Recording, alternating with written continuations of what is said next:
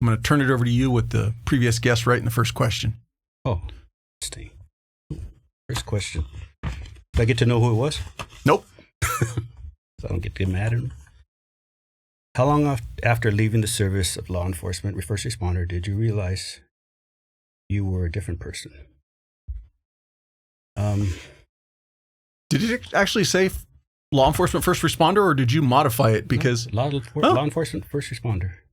Just the randomness that he figured he's going to cover all the bases or something. But did you realize you're a different person? It's a quick answer. I didn't think I was a different person. Law enforcement to me, or being in the sheriff's department, was a means to support my family and, pay the bills. So I was never a different person between those both. It was always a job. So when I left the sheriff's department, the transition wasn't, I'm different. It wasn't at all. It was kind of just, I don't have to go to work anymore. I don't have to drive anymore. I never went back. I never called back. I didn't even miss it. I missed the guys, but the job itself, nothing. I never transformed. What happened is learning how to occupy 30 hours a day, because we were 24/7. My last unit we were 24/7. So all of a sudden you're running and now you're stopped, pretty much walking backwards, the speed of things. That was it. It wasn't never changed transition. That's an interesting perspective, because I honestly believe no matter how much we think, spending 20, 30 years in these careers, we don't change. I bet you, if you talk to other people in your life, there's some things about you that did change. But you obviously kept the perspective of, hey, it's just a job. Was that how you walked in the door day one, or did you learn that as you were into the job? Absolutely. It was absolutely like that from day one. Because I started the process was I didn't expect to be a sheriff or with the sheriff's department. I was with the fire department. I was processing with fire. And sheriff's is kind of a funny side story. So I wasn't thinking all these years. I didn't grow up wanting to be a cop. So I wasn't preparing for this life of being a cop. So I didn't have all these different things I can go back on and say, well, this is what I've always done. So it's going to be a part of what I am because I'm preparing for something, that big move to be in law enforcement. So when I got the job, it was just I went from one job to another. I was a roofer, and now I'm a deputy sheriff. The academy and all this stuff. So maybe it was good because it was fresh and it was new and it was something I thought about prior. So I didn't have all these expectations of what it was going to be. When I went to the sheriff's department, I had no idea about what law enforcement would be. But I learned as I went along. Anybody in your family in law enforcement, first responders at all? Zero. They were mostly on the other side of the bars. I had a childhood where probably the first one to be in that type of profession or professional. Well, then here's a question on the change aspect. Once you stepped into and put the badge on and you're now enforcing the law, did you lose a lot of friends? None. Nobody. Everybody was very proud that I did it. My dad was very proud, and he was a troublemaker his whole life. Very proud. Nobody I knew or would have around me, I guess. I had good friends. No one said, oh, you're a cop now. It wasn't like that. And they were a lot of bad troublemakers. But it was never like that because I guess it was a relationship. They knew who I was. I wasn't going to change. Law enforcement to me was easy to get into. It really was. It didn't take much at all. What year did you come on the job? 1990. Okay. So you got 2 years on me. What class number were you? 267. 280. So about 13 between us. They're probably right. They were doing 4 classes at a time. Yeah. They were. Well, actually, if you remember, 280 was a very, very small class. It was in the middle of the hiring freeze. Oh, yeah. So all the deputies were all somebody related to somebody within the organization. They're trying to get them in at the last minute, yeah, but the freeze was what messed everybody up. We started with a class of only 45 total. Really? And graduated 34. North or south? South, Whittier. Damn, I didn't know that. There was a lot of stuff going on because the freeze is when I got stuck at first one at Wayside, and then I got stuck at court services. 14 years in the jails. It was so, and you hear all the old timers saying, "I did a year," and I hate it. Just shut up, because I'll tell you, Paul, I never thought I was going to be a cop until I went to the field. So my priority was to go to the units I wanted to go to. Jails to me was a part of the process. I know you had to start there, or you could maybe get to TSD or something. But I didn't think that was any part of the plan. I could care less. My eye was on special unit. I wanted to go to SEB. That was my thing. When I started going through academy, I was, okay, I want to be SWAT team because that sounds like the coolest job ever. I want to work Firestone because that's the coolest station ever. You know, you're a kid. You got these dreams. But when I went to the jail, all that went out the window because it was a freezes, and then they closed Firestone. So now it's a different. You have to adjust your plans. But I was under the umbrella of I want to go to a special unit. I don't care what it takes. And these freezes are screwing me up because I have to sit in the jail and I have to sit in courts. Courts is easy to sit because you have Monday through Friday, weekends off. But I hated it because I wanted to hurry up and get to those spots. The freeze in the jails was, you know, we thought it was going to be 5 years, 6 years. From 1 year to 5 years, that's not part of the plan, man. I didn't think we earned the badges. Or I used to tell my partners, we shouldn't be wearing patches. We're not cops. We don't deserve what the guys in the field have because we haven't earned it. We're wearing the same uniform as a guy that's out there humping, pushing a radio car. We should be embarrassed because that's the way I was raised. You don't get shit unless you earn it. But I'm walking around like them. If you stood me next to one, we'd probably look like the same thing, but I'm not him. It's like stolen valor to me. So I'm very focused when it comes to that. I don't believe I should be doing this. I want to do that. So I'm going to fight to get that. I don't care what it takes. There's some people that took advantage of that and stayed in the jail and just made a garbage ton of overtime. I hated overtime because we were getting drafted. You know, you'd think you're leaving, you got your little lunch pail, and the Sally port doesn't open. It's like, all you back. It's like, I just did 8 because it was 8 hours back then. And it ruined your time because I wanted to go home. I didn't care about hanging out. I wanted to go home because I had family I wanted to be around. It wasn't, you know, now you got to go back in and do it all over again. It sucked. But I had a good crew. I worked 900. It's the whole. So we had a good, tight crew. You have to work those units. Those buildings are a certain type of guy. If you work 900, you work someplace special. These guys are tight. We had a good time. One last thing I'll say before, because I want to get into your whole story, but I remember I'm probably 9 years in at this point. Maybe not that many, maybe 8 years. But it was well beyond the 5, going down to CJ for a parole hearing and running into somebody that I went to the academy with. And it's like, what the? You're still here? Yep. And they were just about to hit the road. Now, I'm sure there's probably a little component of it that not really scrambling to hit the road, but everybody was in there for 5 or 6 years minimum. Getting fat. Going to ODR, free food, getting fat, not working out, just getting relaxed. And that's not what I wanted to do. We were all in the best shapes of our lives coming out of the academy. And then you're just going to sit there and eat ODR a day and not go to the gym. And then you're going to extend for 3 years. I told them to their face because I get in trouble for my mouth. But I said, you should be wearing the green pickle suit. You want to be a CA, which is it's a fine job, but that's their job. Why are you wearing sheriff uniform if you're a custody assistant? And they used to get pissed at me, but it's the truth. I don't care. I didn't hold punches. I thought it was embarrassing. You're extending, unless it was health, family, something. I was all down for that. I never would talk bad about that. But the guys were just, I'm making money. No. It doesn't work like that. Well, you brought up a good point. When you started, you already had a family. And so you wanted to, not that you wanted to. Where I'm going with this is, say you start and you're not a young kid, you've got a family. You're 5 or 6 years into it. All of a sudden, that set schedule starts maybe working a little bit better for your family. Absolutely. And so it starts getting a little bit harder to go, wait a minute, now I got to go work shift work. Now I got to go work, not that you're not working shift work, but you've got the seniority to get the shifts you want. Yeah. So there is giving them a little bit of the benefit of the doubt. When your family starts getting used to a set schedule, it's hard to break from that. And you can get in trouble for not being there when they want you there. I get that. You're missing birthday parties. Christmas is the day before. Thanksgiving is the day after. I did all that, and I understand that. And you do pay at home. But in the long run, my family knew this is what everything I did at the sheriff's department was for them. Let's be honest. We're hard on our sunglasses, especially first responders and military members. They get dropped, scratched, left on the dash, or crushed in our gear bags. Frontline Optics gives you the same premium quality and eye protection without the high price tag. Sure, You can spend big money on the designer brands, but why should you? From polarized UV 400 lenses to anti-reflective and water-repellent coatings, every pair of Frontline optics glasses is built to handle the demands of the job. And here's the best part.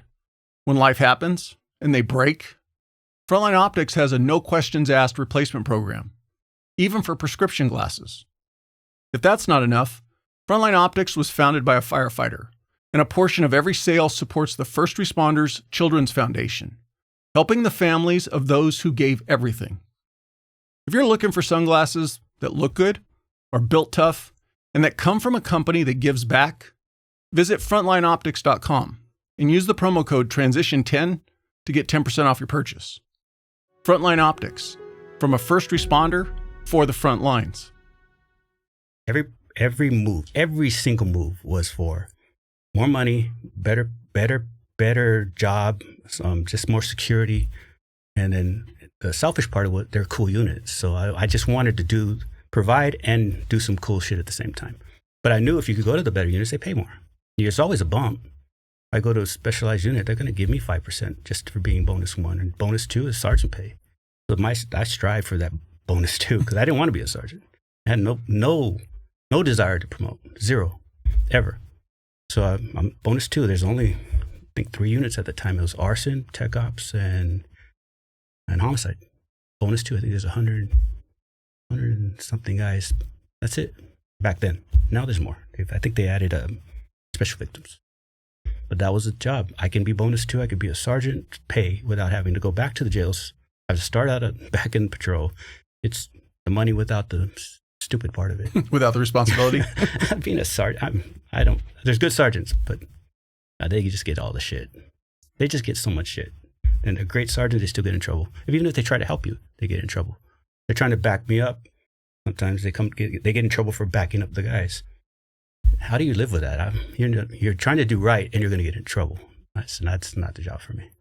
I'd rather be the guy they're trying to protect. It definitely is a tight wire act when you decide to promote up, because you still want to take care of your people, but you also understand that you still have a responsibility to the organization. Absolutely. And it's sometimes not a fun line to walk. More power to them. I respect them. I know some great ones, and I'm happy I work for them. But it's just not. It wasn't for me. Everything I talk about, even here on my show, is about me. I don't talk for other people. Right. Generally, this is how I felt.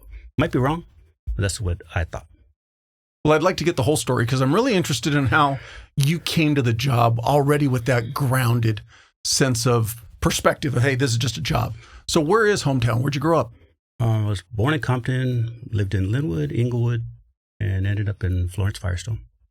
About a block away from Firestone Station, on 76.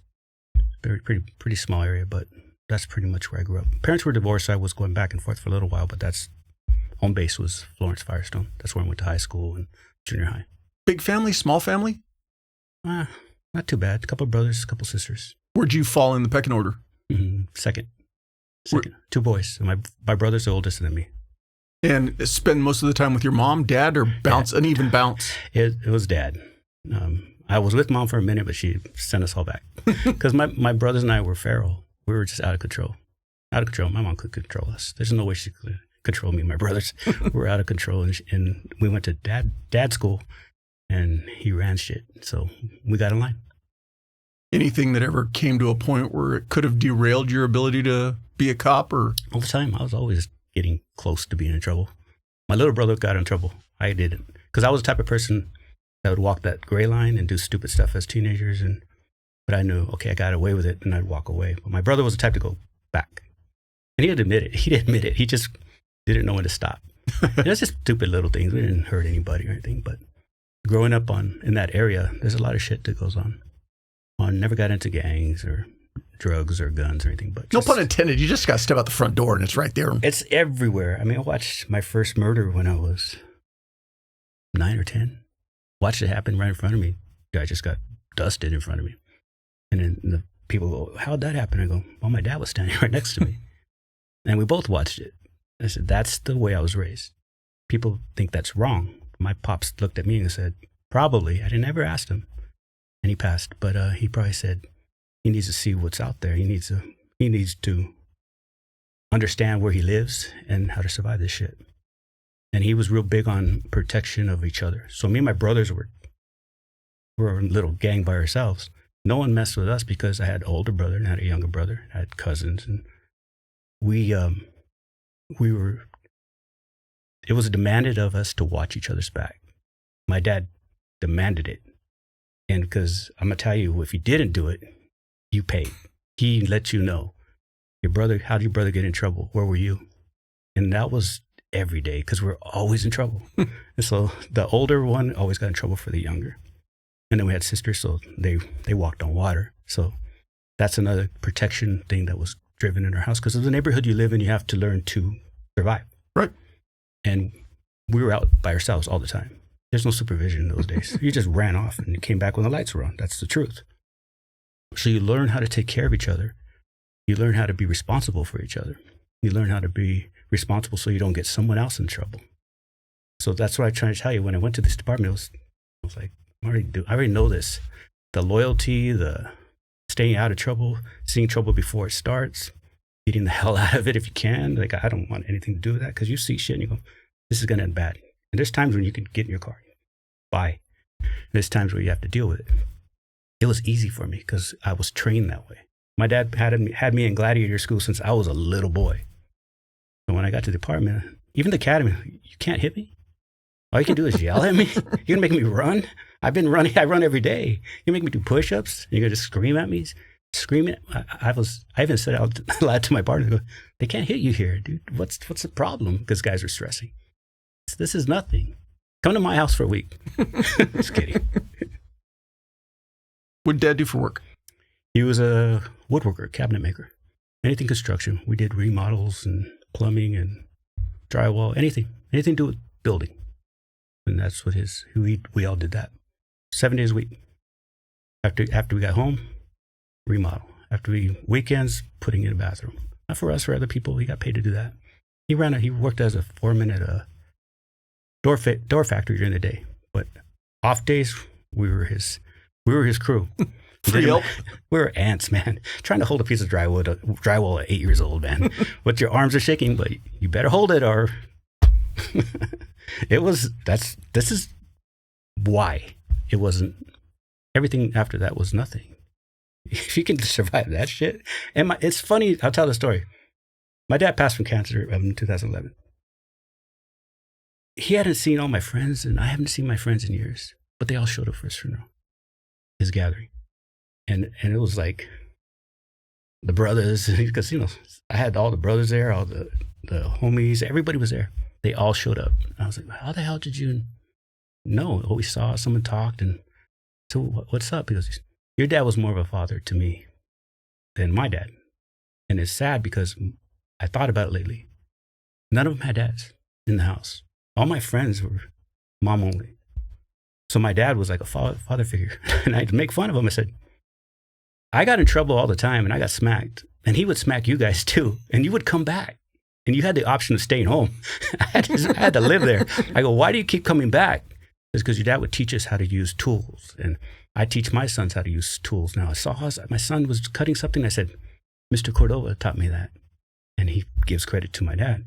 I didn't know all these people were being affected by him, but they did. So can you imagine me? I'm probably mad at the fact that I have to do all this stuff. But now that I think about it, thank God he did. It's those lessons that we learn that we don't realize how important they are until it's later on. Mm-hmm. And, you talk about how your friends came over, but I bet you underneath it all, as hard as he was, it always comes down to that firm but fair. Oh, he loved them all. He loved them like sons. I have friends that would come over on Monday and leave in July. Just no one came looking for him. I swear, we talked about it because I see him. Still talk to him. I said, you come over on a Tuesday and you leave 3 months later. And the phone never rang. No cell phone. So the phone never rang and said, where is my son, or where is my kid, or my brother? No one ever looked for him. And then one day they grabbed their stuff and I'm going to go home today. 2 weeks later, they're back at the house. And my dad never said, oh, how come I'm feeding these kids? Or they were part of the crew now. They're helping work every day, and they didn't care because now they have something to do because they're out in the streets. And I never paid attention to it later. how the hell did that happen? Where were his parents? You know, and I even asked him, where were your parents? Because my mom was, you know, doing her thing. I didn't know my dad. My dad never ever said, you owe me something, or you better do this, or you better do that. What he demanded is don't disrespect the house. Right. Because one tried to smoke some weed with my little brother, and he didn't touch my friend. He made him walk home at 2 a.m. He said, go home. And he went home. And then 3 months later, he goes, where's Manny? I go, he kicked him out. He goes, tell his ass to get back. So Manny comes back, and he goes, where have you been? He goes, go to bed, shut up, go to sleep. That's what I'm trying to say. Different school. I just meant it for that moment. Get out of here. Yes. I was mad at you at that time. I'm more mad at him, and I'm gonna take care of that in a minute. But I can't hit you. You're not my kid. I'm not gonna. You're not gonna get the same thing. He never crossed any lines, but it was good. Did you guys actually stay away from actual gangs? Absolutely. It wasn't allowed. My dad was a gang member. My dad started a big gang in Compton. I'm not gonna mention it. Started it. Founding father. Now thousands of people. He's completely sleeved up. Fu Manchu and just always, you know, had his gang stuff and tattoos.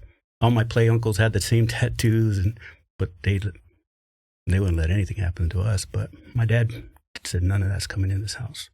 He did his time. He paid his price. But as I grew up, I never saw any of it. There was none of that going on. He didn't dress like it. He was a worker. That was his young childhood side. You know, not child, but the teenagers. So when you had free time, was there any sports or anything like that? Sports all day. That's one of the credits I gave is I was too busy playing sports to really run around with a bunch of knuckleheads. I had practice. I went from one sport to another. So I track, baseball, football, all of them. Anything that I could get into a team, I loved it. I did well on most of them. Actually, no, I was kind of fast. I was kind of fast, so I could do things. Now, you didn't go into the first responder community, and we're going to get into that because you mentioned you were a roofer. But coming out of high school, what were you thinking was going to be adult life for you? Work. Just keep on working. I was already working weekends after school. I was already working. So I had to find a new job that pays more. And I was already living on my own. I had my own apartment. My senior year of high school, I had my own apartment. I was already out. I got kicked out when I was 16 and a half. Not by my father, by my step monster, his wife. He threw me out at 16 and a half, and I found out. I crashed wherever I could. Park benches, whatever. Friends took me in, fed me, and I figured out how to figure it out. And I ended up with an apartment by myself. And I had a roommate, but in Bell. My senior year, I went to school from my own apartment to high school. And if you tell any high school kid your friend has his own apartment, it becomes a place where everybody wants to go. And I would go to work. So they would come to my house to hang out, and I would get in my car and go to work. But I always had money, car, something to do because I knew how to work. Anything I could do, I would work. I would draw pictures for money. Just draw pictures of someone's wife. Draw it and get paid $50. It was a way of hustling, but nothing illegal. Never stopped. No, when you say your vision or your goal was to make money, but as far as a career, was it ever anything you thought about? No, I just thought I'd keep working and see what happens. I thought about the military because a lot of my buddies went to the military. God bless them, it's a great place to go. But I didn't think about it because I felt like I was already in the military. My life, I thought maybe I'll just keep working. I did boot camp for 18 years. I swear, you could tell anybody I know, they'll say, yeah, that was rough. It was rough in that house. But I just felt like I was just going to keep working. And then I got a job at Mervyn's. Remember Mervyn's? Yeah. I was unloading trucks. And that was my first real job, paycheck and benefits and the whole bit. And then I became the manager of all the shipping and receiving. So we're unloading and loading trucks all day long. It's great. T-shirts, jeans, a bunch of dudes loading trucks. It was freaking awesome. Staying in shape. And I thought, I don't know, I must have saw a commercial. I'm going to try for the fire department. So I applied with the fire department. You know, it takes 2 years. LA City, LA County? LA City. And then I switched over, did it again because I didn't get it the first time. And the second time, you got it. You're going to be a fireman. That was a great time. Because you work at the fire station because you want to work out there because you want to process. So you have to do the obstacle course, which is a real obstacle course. The real physical agility test in the fire department is effing hard. So I lived there. I was working out there every day. So you get to know the captain and all the guys. I knew the process, but I'm going to be a fireman. Didn't work out that way, though. What derailed it? In derail, it's funny because I have a best friend, and he's just a good friend. I'm gonna go work at the fire station. He goes, I'll go with you. So, and the days I didn't want to go, he goes, let's go, because he knew I wanted to be a fireman. Best friend, I baptized his first daughter. He baptized my first son. This is a guy he would die for. So he's working out with me every day at the fire department, and then I'm ready to go in. They tell me, oh, this class is coming up. You're in. My the orals, everything. I had 99 on my oral. So if you at 98, you don't get in. Everybody's cool. And then he says, hey, sheriffs are hiring. He wanted to be a deputy because we grew up in Firestone. And we saw their Firestone sheriffs. I mean, they tossed us every day. They tossed us all the time, but kind of didn't like that. He thought it was cool. So I don't want to be those guys. They always throw our shit all over the place. They're always smacking us around and hitting us with their flashlights. I don't want to be them. So he wanted to be one. And he says, they're processing for the sheriffs in El Camino College. They're doing that 3 thing in 1 day or whatever. So I went with him. I go, I don't want to go. But he said, he forced his hand. He said, I've been going with you. So I went with him, and then we both took the test. And, they move you into one room, and they move you to another room. And I was moving around, and I got to the one hallway, and I was about to go in, and I saw him. He was outside the gate. I said, what are you doing? He says, I didn't pass. And I go, cool. So I pushed the gate to leave, and he kicks it shut. And he goes, what are you doing? And I said, dude, I don't want to be a fucking sheriff. That's exactly what I told him. And he goes, get your ass in there. You never know. You got to have a backup plan. Get your ass in there. You can always say no later, but finish. I'm in there cold. I have no idea anything about the structure of the sheriff's department at all. I know how they work because I dealt with them as a kid. They have that hallway where you have to go in for your oral. So you pass your written, you go to the oral. There's a long hallway and there's a bunch of doors, and you get called and you go in the door and you do your oral. I'm in the hallway and everybody's reading this orange piece of paper. Everyone is just looking at it, and I don't have that damn paper. I have no idea what that paper is. And the guy next to me folds it up. I go, is that important? He says, well, it's kind of like all the facts of the sheriff's department, how many stations there are, how many square miles. It's like a little cheat sheet, like a study guide. I couldn't borrow that. And he gives it to me. And I have like 6 guys before the door opens, and I'm just cramming, trying to memorize this stuff. And I go in there, and they interview me and do the whole thing. And I think I'm done, dude. There's no way I'd pass this shit. I did my best, and I think I answered things correctly. And they go, okay, go in that room. They took my picture and handed me a background packet. And I was, holy shit, I passed this thing. I get in the car with him. Dude, I don't want to do this. He goes, just do it. And it was from that day, maybe 4 months later, hey, you got a job. We want to hire you. And I said, we know you're at the fire department, but we want you first. And at the point, I have to go back a little bit, but fire department started playing games. They started playing these stupid games of, hey, we see something on your right lung. Can you bring us an x-ray? So I have to go back, make an appointment, go to the doctor, get an x-ray, take it to the sheriff's department, give it to them. Not sheriff, but fire department. And then wait. Because the fire department just waits months. So it's months or weeks. And when they finish, they go, now we want one of your left lung. So, are you kidding me? You couldn't ask for both? So I went to the doctor, made an appointment with my own doctor, got an x-ray, give it back. So I'm still working out the station. I asked the captain, what is this shit? What is this? He goes, let me find out. So he makes some phone calls. And he goes, there's a certain chief that wants to get his kid in the next class. And you don't have any family members on the class. Kind of like we were talking about the family member thing. And you're low fruit. They're gonna just knock you off and to the side. You're done. And you're gonna wait till the next class. That's bullshit. So when the sheriff's department called me, I'm very big on just be honest with me. Don't play games with me. And I know people are gonna say, you dumbass, you should have went to the fire department. But I took the sheriff's because to me, more so than I didn't want to be was the loyalty and they were people of their word.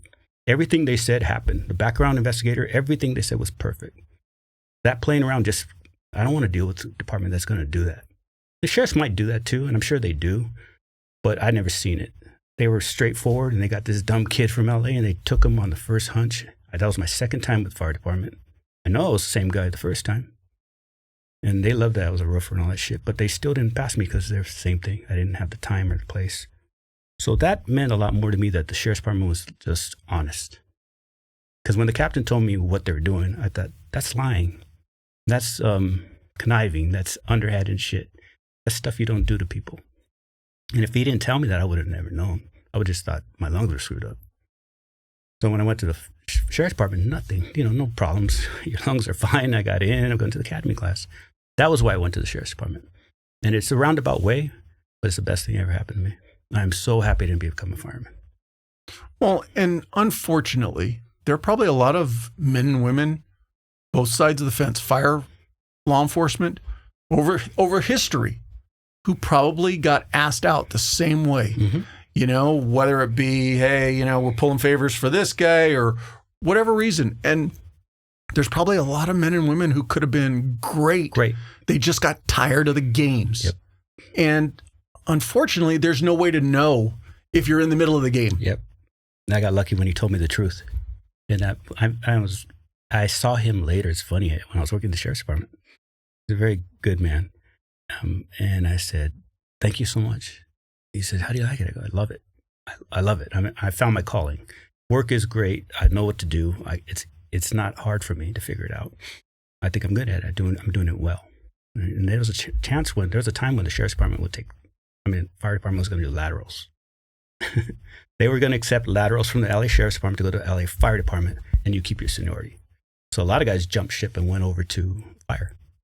Those I don't remember what year it was. They were going to let you go LA City, but keep your LA County. Oh, okay, LA okay. County. So okay. it would have. The other thing was city, yeah, of course. But this was county. So I could have been a fireman, but it would have been county. Yeah, I could have applied. I don't know if that would have made it. When my partners went, a couple partners went to the fire department, and I didn't even apply. It was over. I was already over it. I liked being a cop. Actually, I loved it. And I thought, I don't want to do it anymore. I don't want to switch. And you would have kept your seniority. So every excuse for doing it, I could, seniority is a big deal. Keep your seniority, keep your retirement dates. That's a great thing. One of my classmates went and he became a captain. Captain of the fire department, LA County Fire. And then he got shot. So we were all talking, going, he left the sheriff's and he got shot. He's that captain that got shot. LA County had a shooting inside the station. It was over some domestic. And he got in the middle of it. Is that Malibu station? I don't know. It might have been. But he was a captain of that station. I guess they said he was trying to stop the confrontation and dude shot him. I said, well, you should have stayed in the sheriff's. I'm going to leave the sheriff's because it's too scary. It's too violent. And I'm going to go to the fire department and get shot. No, sad story, but it's true. Now, when you went through in 90, was it only Star Center or were they still running a North Academy? It was both. They were running both, but they only had one up north and then they had 3 down south because we're doing massive hiring. That's why everybody's numbers, if you could be 265 and 270 same year, they were just pushing them out. And I got lucky to get that wave in. It was a good time, but then it just shut down when the first it was Rodney and then it was OJ and it kept getting freezes.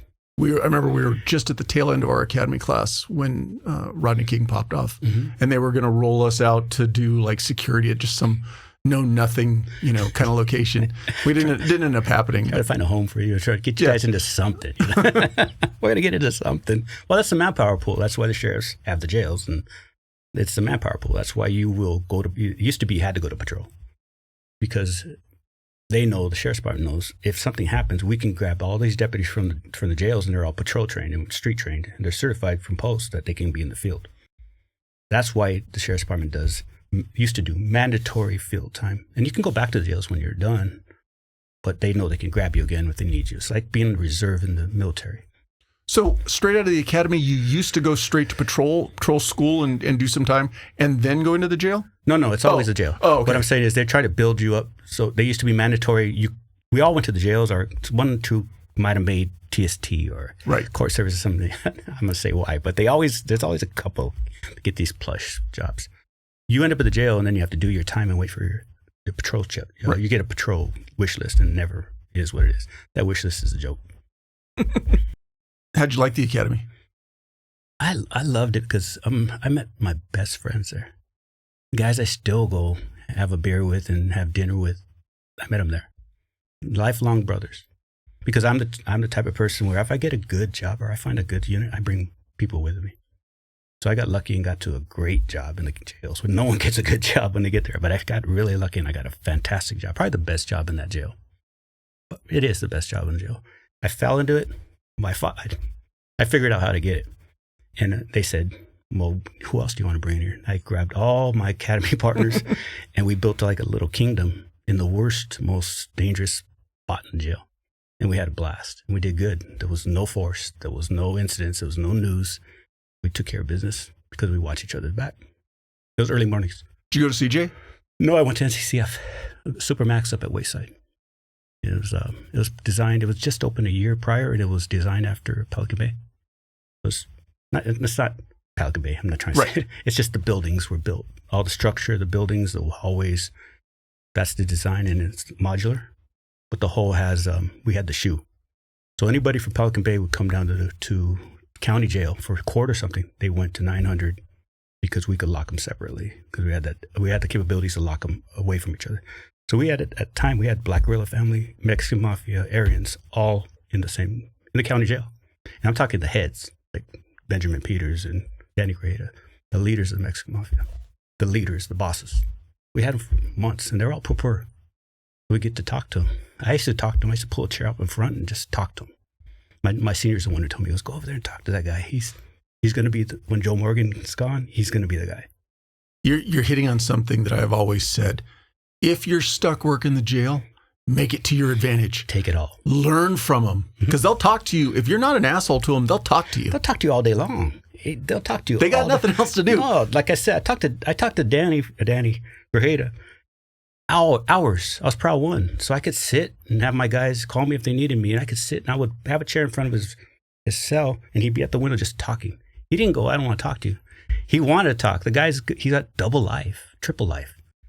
So he's just talking and he's not giving me shit. He's not giving me secrets. He's never going to give me secrets. And I'm not giving him anything. I didn't even give him food. Because, you give him a Happy Meal, called a Happy Meal, bag lunch. He didn't ask for anything. And we were just talking. He's just talking about his daughter and his family and all this crazy. And it's funny because I ended up dealing with all that when I went to the street. But it was cool because I got to figure out he was telling me the truth. Because when I worked in industry, La Puente in that area, it's where a lot of his family was at.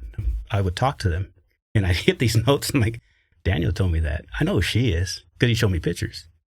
Nothing bad. He wasn't a snitch. He wasn't none of that shit. He was an OG, man. These guys are bosses. Same thing with Benjamin Peters. He's the guy who shanked the guy at the CJ, killed him in the attorney room. He's famous for killing a person in the attorney room. And Benjamin Peters and they call him Topo. They were fighting for who's going to take over when Morgan moves aside or passes. Those are the bosses. And he used to talk to me. That guy you talk to him, you would think he was an English teacher in high school. No ink. No, he had all his hair, nothing. But he was stone cold killer, bro. Stone cold killer. But he was a good dude. Talked to him for hours. I'm sure situations he probably just tried to slit my throat. Right. But it wasn't like that. I didn't mess with him. He didn't mess with me. You got to be respectful. Was NCCF your first choice? Heck no. Everybody wanted CJ or wanted to be south. We all want to get south, close to home. But my whole class went north. Except for, like I said, those guys who got something good. Everyone was sent up there. So the runners always got sent to CJ. Everybody. Yeah, they want to build that team up. I should have acted like I was a runner. I should have, but I didn't. I messed that one up. But everybody went. The whole class. We started with, I think, 150. We ended up 75. It's when they were kicking people out. There's no riding the bicycle. There was no, "Oh, you're going to go get a massage." You had to jump the wall. It was the full wall. The time was the same, and you didn't make it. You didn't make it. A lot of people got kicked out. I was in a carpool with 5. You know how to do the carpool? And they don't want to, you can't drive the academy alone. You have to be a carpool. Yep. So I had 5 people because we all lived over, but most of them were Compton, Lynwood, and we were all in the car. Ended up 2. So 3 got fired within the first month. So there was no, we're going to figure out how to make them pass. You're gone, you're gone. And I like that. I like the accountability. One of the things that always sticks out of my head is the first time we had to go up to the North Range for shooting. And they told us, behave yourselves. They parked DIs along the freeway to see who was speeding. Mm-hmm. But I remember the first day we're out there. On your way out of here, don't stop at the damn in and out. And sure enough, everyone does it. Somebody tries. Someone's going to mess it up. Someone's always going to mess it up. Next day class. So somebody decided they wanted a double. You're like, mother. Well, when they walked in with the briefcase, they would walk in with that briefcase and everybody's going, is that mine? Oh, shit. Because they would, if it was unlocked, they would go through during breaks and check everybody's security. It's supposed to be security. So if your briefcase was open, they'd walk in the academy class and you'd be, oh, shit, he's got a briefcase. And you look and he'd just throw it. And all the shit would fly out all over the room. And he's the one guy he's just dying, man. I'm in so much trouble. He's just dying in his chair. Is this yours? And he runs down there. Yes, sir. Oh, my God. That shit, the game playing. I still remember the senior class had graduated, and then they're doing their 2-week jail ops class. And our staff came in with a bunch of guns because they had done a locker check, started dumping magazines on all these guys that were in jail school, but, already sworn.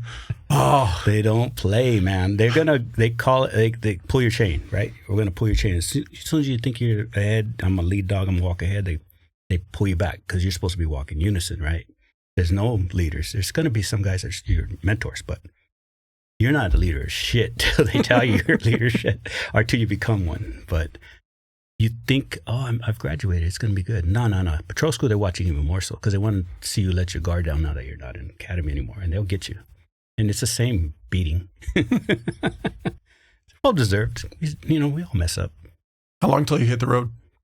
I had to do, I went out to patrol in 95, so 5 years. I did a year in the jail and then 3.5 in court services. 3.5, 4. When it came time to go out, what was your wish list of stations and what'd you get? I had, my throwaway was Walnut, my want is East LA, and I had Pico in the middle. And I went to Walnut. And it's the best thing that ever happened to me. Because I went out. That's a busy station. See, that's the thing people think. I'm going to say that. Here's the truth. I thought so too. I didn't want to go to Walnut because I wanted to go to a hot station. But I wanted to get out. I wanted out so bad. I told you before, I don't give a shit. I wanted out. I wanted to get rid of patrol training so I could go to SCB. But then those two things don't work, right? You don't go from Walnut to SCB. But now I'm screwed, right? Each of us is on the grind. It's that early alarm, the extra rep, the drive that doesn't quit. Grind, spelled GRND, is the mindset that pushes you to go further when most people stop. Founded by a former Army Ranger, Grind Activewear is built on one simple mission: give 100% and then some more. Every piece of clothing is functional, durable, and made for people who outwork the rest. On the field, in the gym, or wherever you're building your next lane. This isn't just clothing. It's commitment woven into fabric, rooted in American grit and culture. Because when you wear Grind, you're not just wearing a logo. You're representing effort, discipline, and purpose.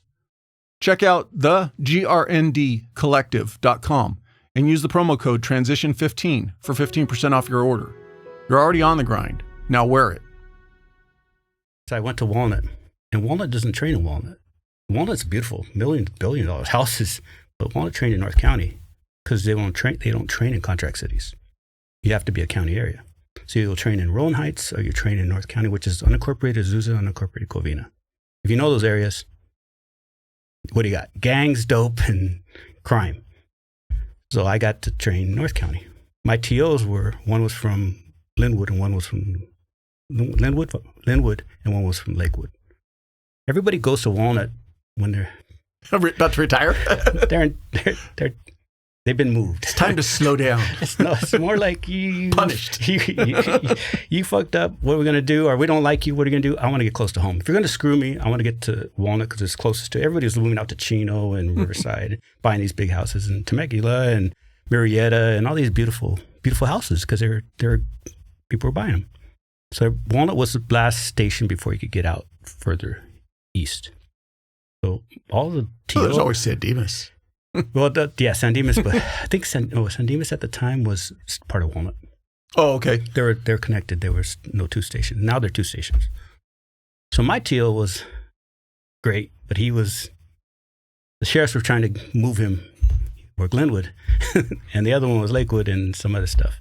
So they were badasses. They treated me like I was dog shit. They treated me so terrible. You know, like you're supposed to be treated.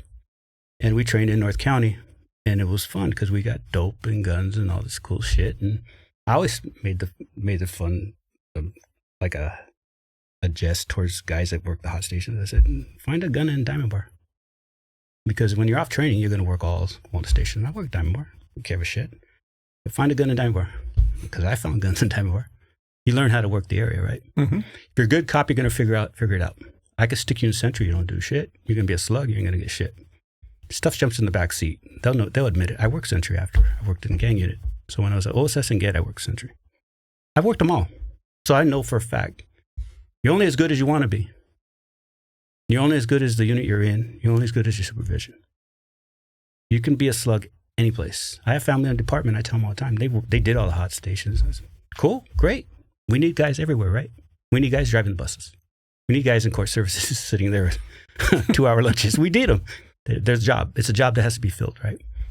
So if you go to patrol, what I hate is you go out to patrol and you're filling a seat and you ain't doing the damn job. If you're going to just sit behind, back then it was Builder's Emporium, and just read a book, you might as well be back in the jails. You're filling a seat that should be with someone that wants to be out here. Right. So I don't give a shit what station you work. I know a guy that stopped a drug cartel in Catalina Island. You can do work any place. There's criminals everywhere. The excuse of I can only be in this hot station or in this slow station, it doesn't work with me. And I'm not trying to make excuses for being a Walnut. I'm proud of it. I met some great guys and I learned a lot of stuff. What years were you in Walnut? I left in 99, so end of 95 to 99. I went to GET in 99. Damn, I wonder how many times we just I'm sure we passed. I'm sure we have. Passed, you know. I sure we have, because Gondura's right there. We're always out there. And in 99, I was on the cops team, so we were all, everywhere. We always worked with Glendora and Pomona and Covina and Azusa and us, all the time, because they had a dog. They'd come on. We wouldn't bring a dog up for anything, but they always had a dog. So the sheriffs actually started telling us, don't ask for the dog from Azusa. I go, well, you won't give me a dog. But Azusa's stopping by and the guy's barking. I'll use him. We'll run it through the car. They started telling us we can't use the Azusa dog. And they were happy to let us use it. And they didn't even have radios and computers in their cars back then. How the hell? We had MDTs, right? The little stupid box. How do you do this? And they figure it out, man. I always tell everybody, I worked for a small agency. Glendora was not a big agency in LA County. I was always one step, if you want to call it behind or ahead, whatever. I went into the detective bureau just as they were putting cameras in the cars. Mm-hmm. I left them just as they were putting body-worn cameras. It's like I was always one step ahead of it. The new technology was always coming in, it's behind, and you move on. You go, I don't know, I don't want to deal with that, because we hate change, right? We all hate change, and you learn to assimilate when you're there. But I don't want to deal with that. I didn't want to deal with body cam. I left right when it started too, and I was the first person in the sheriff's department to go test them because of the unit I worked at the end. I remember being in college before it's like just about ready to go into the academy, and this old school LAPD guy was teaching the class and just pissing and moaning about these young guys. All they do is keep their face buried in that MDT all shift. Yep. Running plates. They couldn't see a hand to hand if their life depended on it. Well, my pet peeve, my generation was don't drive around with your windows up. And still to this day, I look at my locals and go, dude, put your fucking windows down. If that was me, someone would go up and the old timer go, what the fuck are you doing? Sorry for the language, but it was just... You need to hear shit. It was never going to be a good thing. You rode around with your windows up, you were considered nothing, and no one did it. Even traffic cars, windows down. There's a hierarchy or a pecking order of people picking on each other. Traffic cars are considered whatever. Windows down. Sheriffs ride around with the windows down. Sheriffs ride around with the windows down. That's all there is to it. Sheriffs don't wear jackets. That's stupid shit like, this is what we do. I said, I don't care. I'm wearing my jacket. It's fucking cold. But the window thing was a huge thing. So I still regulate that. I walk around and windows are up. I lose, you drop a notch. I don't even know you driving by my neighborhood, but your windows down. I go, okay, cool. It's just something we were taught. How are you going to hear the crime? And the excuse was, you might have heard the same story. It was Firestone sheriffs. It was raining. A girl was being attacked in an alleyway right off of Compton and Adu. And she's screaming for the car. He stopped at the light screaming, and his windows were up because it was raining. And he just kept on driving. So the girl got assaulted. I don't know if it's true, but this is what we're told. Right. And so you're taught windows are always down. If you're code 3, windows go up, back windows go down. If it's raining, front windows up, back windows down, because the back seat can get soaked. I don't give a shit. Right. You know, there's certain things you learn. These are things that kids you need to learn. That's a status thing for me, and it's also a safety thing. It shows. There's differences with different departments. When the back windows are down, though, you got to crack the front ones, or you get that reverb in your ears. But you know, it's like dummies that leave their air conditioner on when they're only code 3. The car is gonna overheat. You don't know this kind of stuff. Or the idiot who wants to go watch the helicopter when his life flight's picking up a body. No. All the OGs in the car with the windows up, because that sand is gonna fly up. But they all want to see. Watch. Here they go, and they start running back to their cars because all this dust is dummies. You learn stupid shit. I love that stuff. I love the stuff of you do it wrong first, and then you figure it out, and then you look at the guy and go, you dummy. I just think sitting here right now, and there's so much negativity about becoming a cop these days and everything else. But man, it's a fun job. Oh, God. And I honestly believe that if you took you and me, wiped our memory, no experience, and put us in a car today, the concepts of just being a cop are going to be the same. I don't care if you were a cop in the 70s, if you were a cop in the 90s, or if you're a cop in the 2030s. No, it's inherently in you. It's going to be something that you could just do it. I couldn't do it if I knew what I know now. I could do it, but I would get in trouble. Yes. And it's because I know the rules and I know the law. So what they try to tell these kids that they can't do, they can do. They try to, the policies that come out, what they say, you can't do this, it's not a policy, I can do it. Because I can articulate and I can write. First thing they taught me in the jails was, you got that dope, write it. You're going to go to court, you're going to testify. You're a jail deputy, you think I'm just racking doors. Nah, the older guys will tell you, nah, you found a shank, write the 49, you're going to get a subpoena, you're going to go to court. You need to learn this shit before you get to patrol. So the guys that did that and the other ones are like, hell no. The guys, most of them don't do it. But the guys who want to do a good job, they'll learn. They'll take that advice. I love advantages. I love getting ahead of the game. You want to give me something, tell me something ahead of time, I'll study it. I hate walking in cold. And we're type of people as cops, you should be thinking ahead. If you did a cop for more than 10, if you're a cop for more than 10 years, you should be one of those people who's always thinking way past. And you might not even realize you do it. You sit down for dinner and you're looking at doors. You're looking at certain things. You see the guy that gets loud. You go, why is he loud right now? Is he going to get louder? You're paying attention to, well, if he does what, where am I going? You got your kids, where am I moving them? My kids are taught, daddy's going to go here, you go there. And now they're big, that doesn't matter. They probably try to help me. But there's certain things you know inherently. I don't believe in that walking in cold at anything. If you can't, that's what's great about technology. You can learn anything. These people that think, I can't find something. There's always a way. Law enforcement, if you were to be a new kid right now, let's say a 22-year-old kid, you could do the job because they don't know any different. They don't know how we did it. They don't know how any of it was. So they think this is all there is. Cell phones, social media. When we came on, it was all the old guys coming out of Vietnam. And they're like, back when I was doing it. And you're like, son of a bitch. They were, Firestone was still open when I was coming. They were telling stories of just law enforcement. And I watched them do their job. And I remember, I'm going to go back to something, but my dad told me, 76, where I grew up, was a dead end. A dead end on Roosevelt Park. Sheriffs used to pull in there to take care of business because it's a dead end. There's only 3 houses. First house is my cousin. Second house was my uncle. And the third house was ours. 3 houses in the block. So it's my family. We own the block. That's the size of the block. They all knew who my family was because they're all OGs, old timers, old veteranos. They'd pull in, they'd take care of their business, and they would pull out.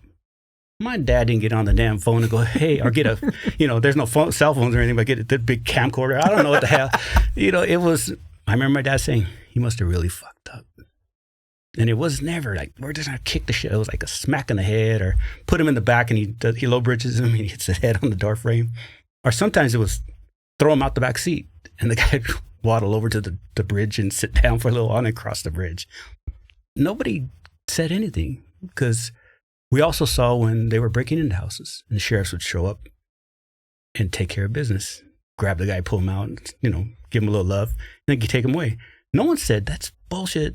They're like, dumbass, you're breaking in, you're taking our stuff.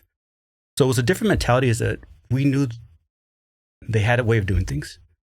And in the long term, the big picture was they're taking care of us, because everyone was afraid of the sheriffs. I don't know if you know too much about Firestone. I'm sure you probably do. You went to academy. They were notorious. They took care of business. Nobody fucked with the sheriffs. Firestone's that's why I wanted to go there first, because they were the best to me. And then the thing that always drove it home for me was the guy who is mouthy, because we booked locally, but we only held until they went to court. But if they were too much of a problem, like, hey, run them down to CJ. Yeah. The whole way down to CJ. They're just talking. Yep. As soon as we pull into that back lot, IRC. They get quiet. IRC. You know? IRC. Because they had certain guys that would come out and meet you. IRC guys, they had a certain crew that would come and meet you at the door. I've worked there, just a little bit. But they were, we're going to get the biggest, ugliest guys we could find, and they're going to be the greeting party. Because you tell them, like, you're going into their dungeon, right? Yep. And keep talking your shit. No one touches anyone that's just going with the program. Yeah, there's 5 million of them, and there's one of me. In the ODR or the IDR, where we used to feed them, because when I was there, we used to actually go in and feed them. Now they don't feed in. They don't have an IDR. They have feed in. So you go to this big room. There's hundreds of them, and you're standing there. There's a guy. We all stand by the door. So there's 4 doors to get in and out. So you're standing by the door. So shit goes off. You're going to shut the door on the way out. But sometimes you have to go in. Like somebody starts doing something stupid, and you have to walk through these hundreds of inmates. There's no reason they just can't take you. It's all by design, that there are repercussions. We can't touch that deputy because the rest of the guys are going to come here and we're going to take care of business. You have to have that intimidation and that fear, because we're outnumbered. It's not like the movies where everybody's in a cell. County jail, they're everywhere. You have 50 inmates standing right next to you, and you don't have a weapon. And they took away the good flashlights, the big mag lights. They took away the flashlight. They gave them the little lights. What are you going to do with that? The plastic pelicans. What are you going to do? Blind them with the light? It's just stupid. They took away the only defense they had. I remember right after CRDF opened, I went down there for an interview school. And I'm sitting in there going, this really sucks, because you're in this module where somebody can't come in unless the outer door closes and then the inner door opens. Yep. And they have the females there. It's just the system is designed to intimidate them enough that they don't want to grab you and kill you. And you go in by reputation, and that's gone. Because I'll tell you, there's some stuff I've seen at the end of my career where they've lost it. Inmates are just beholden to assault deputies all the time. They're getting assaulted all the time. Now they're doing this shit called gassing, where they throw crap at them, and never happened. I used to do the sneaky shit. So I used to sneak into CJ. No pass, no nothing. I'd be in CJ by myself or with my partner. And I'm looking down the road. I'm thinking, no one knows I'm here, so no one could tell me what to do. And they're putting cardboard in the bars, like weaving it, and they're putting their sheets up, and they cover the whole bar. And when I was finally done with my job, I asked the prowler, I go, what's that? Said, what do you mean? I said, they're draping their bars. He goes, yeah. How the fuck does that happen? What if someone's hanging in there? What if they're shanking each other? What if someone's getting raped? Why are those, they're not allowed to cover their bars. He goes, we're not allowed to tell them anything. A certain captain, starts with a P, changed the rules because he didn't want to get in trouble as being a softer, kinder, gentler jail. And then right after that, they started gassing, throwing poop and piss on the deputies. And that's just not going to, again, the reputation that used to be would never happen, because somebody would have paid. You just would have taken some extractions. You only need to take 1 or 2. Yeah. The rule was, okay, shot caller, come here. Take care of it. Take care of it yourself. Okay, you didn't take care of it. Now I'm going to take care of it. And it's over. It's over. They act good because everybody gets moved. There's ways to deal with that being outnumbered, but they don't take advantage of any of it. Taking visits. They don't even take visits from them. They don't take away their good time, work time. So where's the repercussions? They're going to assault deputies. They're going to assault them all day long. They're doing this stuff now where they jump a deputy, beat the shit out of them, and then as soon as the guys come, they lay down flat, and they handcuff them, and they walk them away. So they know I can kick his ass, and all I got to do is give up as soon as I get here. And some people are going to go, oh, that's right. Nah, man. I need to know that's not going to keep happening. Because what beat me, next time he's going to shank me, and they're going to just give up. So everybody sees that, I can shank deputies, and I can get away with it. I always go back to think about when you were a kid. Who controlled the house? Mm-hmm. Mom and dad controlled the house. Mm-hmm. And if you got out of line, you got tuned up. Yep. Guess what? If you didn't get out of line, you didn't get tuned up. Exactly. And if people outside of these careers can't see that, so, but we can't convince them. If you don't know better, I'm sorry. It's not a me thing. That's a you thing. If you don't know the right from wrong and act right and act wrong, that's your parents' problem. It's the truth. Everything I see nowadays is bad parenting. So you can be mad at the screen and mad at what you're seeing, but there's two people, if they're still alive, that F that up because you have to been told it's okay to act like an idiot without knowing the facts. To join into groups when you don't know what you're fighting for. You should be fighting for things that are real, not something you were told is real. You should do your own research. My family's famous for this. I don't want to hear shit. Tell me how you know that. My boys go, I got this, Dad. My son wanted to be a helicopter pilot. Sorry, side story. Sorry? And I said, okay, he got out of the Air Force. He's a flying crew chief of the Galaxy. So he flew around the world, 17 years old. Comes home and says, I want to be a helicopter pilot. Said, cool. He goes, what do you think? I don't think anything. What's a helicopter pilot? Come back to me with what a helicopter pilot is and how you do it, and we'll talk. He was trying to figure out what to do. And he came back with this plan. They make this much money. These are the jobs here. Now I'm going, okay, now we can look at this. And we talked about it. And he said, never mind. and now he's processing with SkyWest. He's going to fly their jets. Went to school, became an instructor. I want to know everything, because I don't want to hear, like, I can't afford it. I messed this up. It's not going to happen. You get halfway. Now I can't do it. We're going to have a long-term plan if I'm going to help you out or even give you advice. None of this half-ass. So what I see in TV and everywhere else, what's going on in the world, they're talking to each other and they're acting. No idea what they're talking about. Because as soon as someone asks them, why are you here? What are you doing? What's going on here? They're just repeating shit. I think that's just ignorance, and it's sad. It's laziness. I think the two biggest components to it is the not being in person. They didn't grow up with the repercussions of talking shit in person, which is a big deal. So yes, there's the first layer, which is how you were raised and what, not necessarily what you were told you can, but you got away with stuff that your parents never tried to correct. Yep. So they, by osmosis, they let you learn what's appropriate or what's acceptable. Then you've got the component of you never had to confront somebody face to face. And then so much of it is all bullshit, but it's being manipulated because they know they're going to get a rise out of people. Yeah, they're not doing the research to figure out that someone's lying to them. I'll give you a great example. College, universities, and elementary schools. I saw all my kids' stuff, and I see their work, and I know what's going on. It's sad, but it's true. So my kids went through it, and they all graduated. When I got to college, I was getting paperwork from my sons going, look at this, Dad. And I read it, go, you have to fill this out? And they go, this is the first thing the teacher gave us. It's like a questionnaire. And you can tell where it's going. And I just looked at him and what are you going to do? He goes, I'm going to fill it out. I said, you're going to fill it out the way you would fill it out or the way she would fill it out? He goes, like she would fill it out. I go, why? He goes, I need a grade. I got something going on. It doesn't bother me. It doesn't hurt me. I can get it done. I'm not lying about the rest of my career. I got a path. This stupid questionnaire doesn't even go on the grade. And I'm good. But I know if I do what I want to do, my grade is going to be shit and I'm going to not get what I want. So he did it. Little by little, I started talking to him about it. I said, what do you think of that? He said, there's a lot of people in my class that think just like me, but we don't talk about it because you can't. You have to keep your real feelings to yourself because you're counting on someone to give you a grade. It's like working for a sergeant who's just doing stupid shit. You go, should I confront him and screw up my whole career, or should I just do what I have to do to stay safe and not do something stupid? You don't go over that line, but you have to work within his rules. We all do it. We've all done it. Not like it, but we do it. Same thing. So I told him, I said, nothing wrong with that. At least if you didn't, I'd be worried if you picked it up and wrote it and said, I believe in everything on this paper. Because that paper doesn't mean shit to me because what's in your mind and what's in your heart and what you believe. That's fine.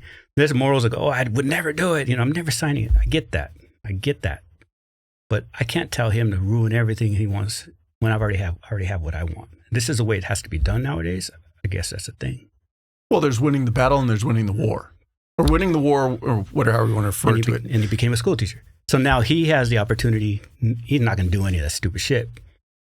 That's a good thing. So in the long term, he is going to win the war because he's going to have students all the time. And he does have students all the time. And he doesn't indoctrinate them. He doesn't give them side notes. He teaches them whatever the class is supposed to be. He teaches them English and Spanish. He's an English literature. Yeah, there's that component which it sounds like a byproduct of how he was raised is, hey, Dad, I understand that this is a game. I've got to play the game. I'm not buying into the garbage. I'm not buying into the bullshit. I'm going to give them the answer they want to hear, but I still know who I am at the end of the day. You got to respect it because it's something we never dealt with. I got in more trouble in the sheriff's department for saying shit I had to say or wanted to say. I shouldn't have said. I've been rolled up. I've been midnight transferred. I've been freeway therapy. But I knew it was going to happen. I was already positioned where I could absorb it. And I also knew that I was right. So they couldn't get rid of me. They couldn't demote me. They couldn't do anything long term. They could mess with me. They do it. How they do it. They can always mess with you. But I stood on that ground of, no, I'm not going to take it. I'm just going to say what I need to say. And I know I'm packing my shit while he's saying it. I actually cleaned my desk out before I said something once. I cleaned it all out, put everything away. And then, like, what are you packing up for? Because I know I'm going to be moving. I know. I've been in so many of those meetings where it's like, we need to talk to you. Okay, let's do it. But I knew what I was talking about. I knew my policy. I knew my procedures. I never got days off. Never got an investigation. And I worked the hardest units there are. I worked OSS and GET. Never got a complaint. Never. Put hundreds of people in jail. Never. Because I already knew how to talk to people. I already knew how to de-escalate. Again, where I grew up. And it wasn't a hard thing for me. I could see, you can look at a person and say, no, that's not going to work. What I used on the guy the other day, or how I talked to him, is not going to work. I have to find another way to talk to this person because he's in a different place. Whatever he's saying to you, I can't counter it. He's telling you something different than what I have. So you have to adjust your game to tell him what he wants to hear to the point that you can get him in jail. Or to put down the bat, or whatever stupid shit's going on. You have to adjust for that person. So you have to change. You have to change your mindset and your attack. The being angry all the time doesn't work. No. And I don't believe in kissing ass either. I believe in straightforward. One gangster came up to me one time, and he was talking shit to one person. And I was evaluating her. So I just let him talk, see what she does. I was mentoring her at OSS. And then he finished with her, and he looks at me, and I said, 1 step. And he looked at me, I said, 1 more step. And he turned around and walked away. That's all it took. It was just a different place. She was trying to, backed her up from the house to the curb. There's nothing wrong. She was learning. She figured it out. I'm not talking about her. She ended up becoming a fantastic detective, but it took her a minute. From patrol to gangs is a whole nother world. This. Well, it just, the first time you hit the road and get into that 415 call, and you're like, your training officer's like, are you going to take control of this situation or what? Exactly. Because you don't realize it's not that you don't know what you just don't know how quickly you can go to it. Yep. And so you're doing this shuffle, like, and the whole time your TO is just getting like. That is the best way to say it, a shuffle. It is exactly that. Yeah. What can I do? I want to hit him, but I can't. Should I spray him? I mean, that's yeah, I remember those days. You're just so screwed up. and the thing is, like it or not, I've always referred to it as it's just a game. Mm-hmm. We are all playing a game. They are going to push as far as they can push. They know where they need to stop, but they're going to see how far they can push. Always. That's what you learn that in jail. How far can I push this guy to, like, he gives me another phone call or turns on the TVs. And you learn that shit, and you learn the games. That's when you go to the field and you go, okay, I don't even realize I'm using that, but I am. And I'm reusing shit from when I was a kid. You use everything. But de-escalating and problem solving, it's a gift. You get really good at it. You'll see when you're good at it because you don't get in any trouble. But it takes a while for some guys because they never had that experience of being in the street in a street fight. I had hundreds of street fights before I got into the county or jail. Hundreds, because I was an idiot. I was always making stupid decisions. But when I got there, I go, this isn't even a real fight. That's not even a real argument. He doesn't even want to fight. I can tell he doesn't want to fight. He's just talking shit. And, call it just puffing your chest out. And there's certain people that always want to just be louder. And I'd just be like, that's not going to work. And we've all worked with guys who every 10, 15 comes into the jail pissed off and angry like, bro, not everybody that you're dealing with is always this angry. Yes. There's a little part of this equation that's you. Mm-hmm. Yeah, they'll escalate it. They will cause the problem. And you go, hey, dude, back up. I got this. Or you just start talking louder than this person, shuffle in front of them. Because I don't want to get in shit. Fights suck. It's not glorious. It fucking hurts, man. And you get hit by your partners more than the damn hitting the guy that's fighting with you. That light comes out, and I've been hitting the knees. I've been hitting the arm, especially in the jail. The flashlights just start flying. And he's still kicking. Everybody wants to get a lick. Dude, I hate this shit. No one wants to get in it. And even I learned that from street fights. It hurts. It just hurts. You're going to, get in a fight, and you're going to walk away and go, oh, shit, I got hit. You don't feel it till later. Like, damn, my cheek hurts. He hit me. I didn't even know it. There's all things I wish everyone had, but the experience level when they get into the sheriff's department or any law enforcement, it varies so much. So you have to take care of yourself, but you also have to make sure you understand who's around you and what they have. The guys I told you I took to 900, all Pico Rivera, East LA, we all grew up in the same kind of atmosphere. Nobody went to my school, that's for sure. But they were seasoned street guys. So we're in the hole. We're in ad seg. We're in the shoe. Never got into fights. Never got into fights. The only fight we ever got into was when, before I started enforcing it, was the search and escort guys would bring people in. But now they're pissed at this person. So the problems, the agitation's coming into the building, and then they start fighting. Now we have to take care of business. So when I became Pro 1, is Sally Port, dropped the body, bye guys, and they were wait, because they're still pissed. They're not done. So my girl at the Sally Port would leave the door shut, and they start banging on it. You can guys go back. We'll get them. Adam's coming out. Artie Velasquez is coming out because we were proud too. So we come up to the gate and thanks guys. Wait, we got it. Because we already could tell by their faces that they're still pissed. So they would leave, shut the door, and then now he's seeing two new faces. And we're like, okay, you're going to be okay? Yeah, I'm good. Okay. They're chained up and shit. So we walk in them, talk to them, see where they're at. Don't unchain them till you're ready. There's a lot of stuff that you learn. You don't go, all right, ready, go, bang, ding, ding, let's start fighting again.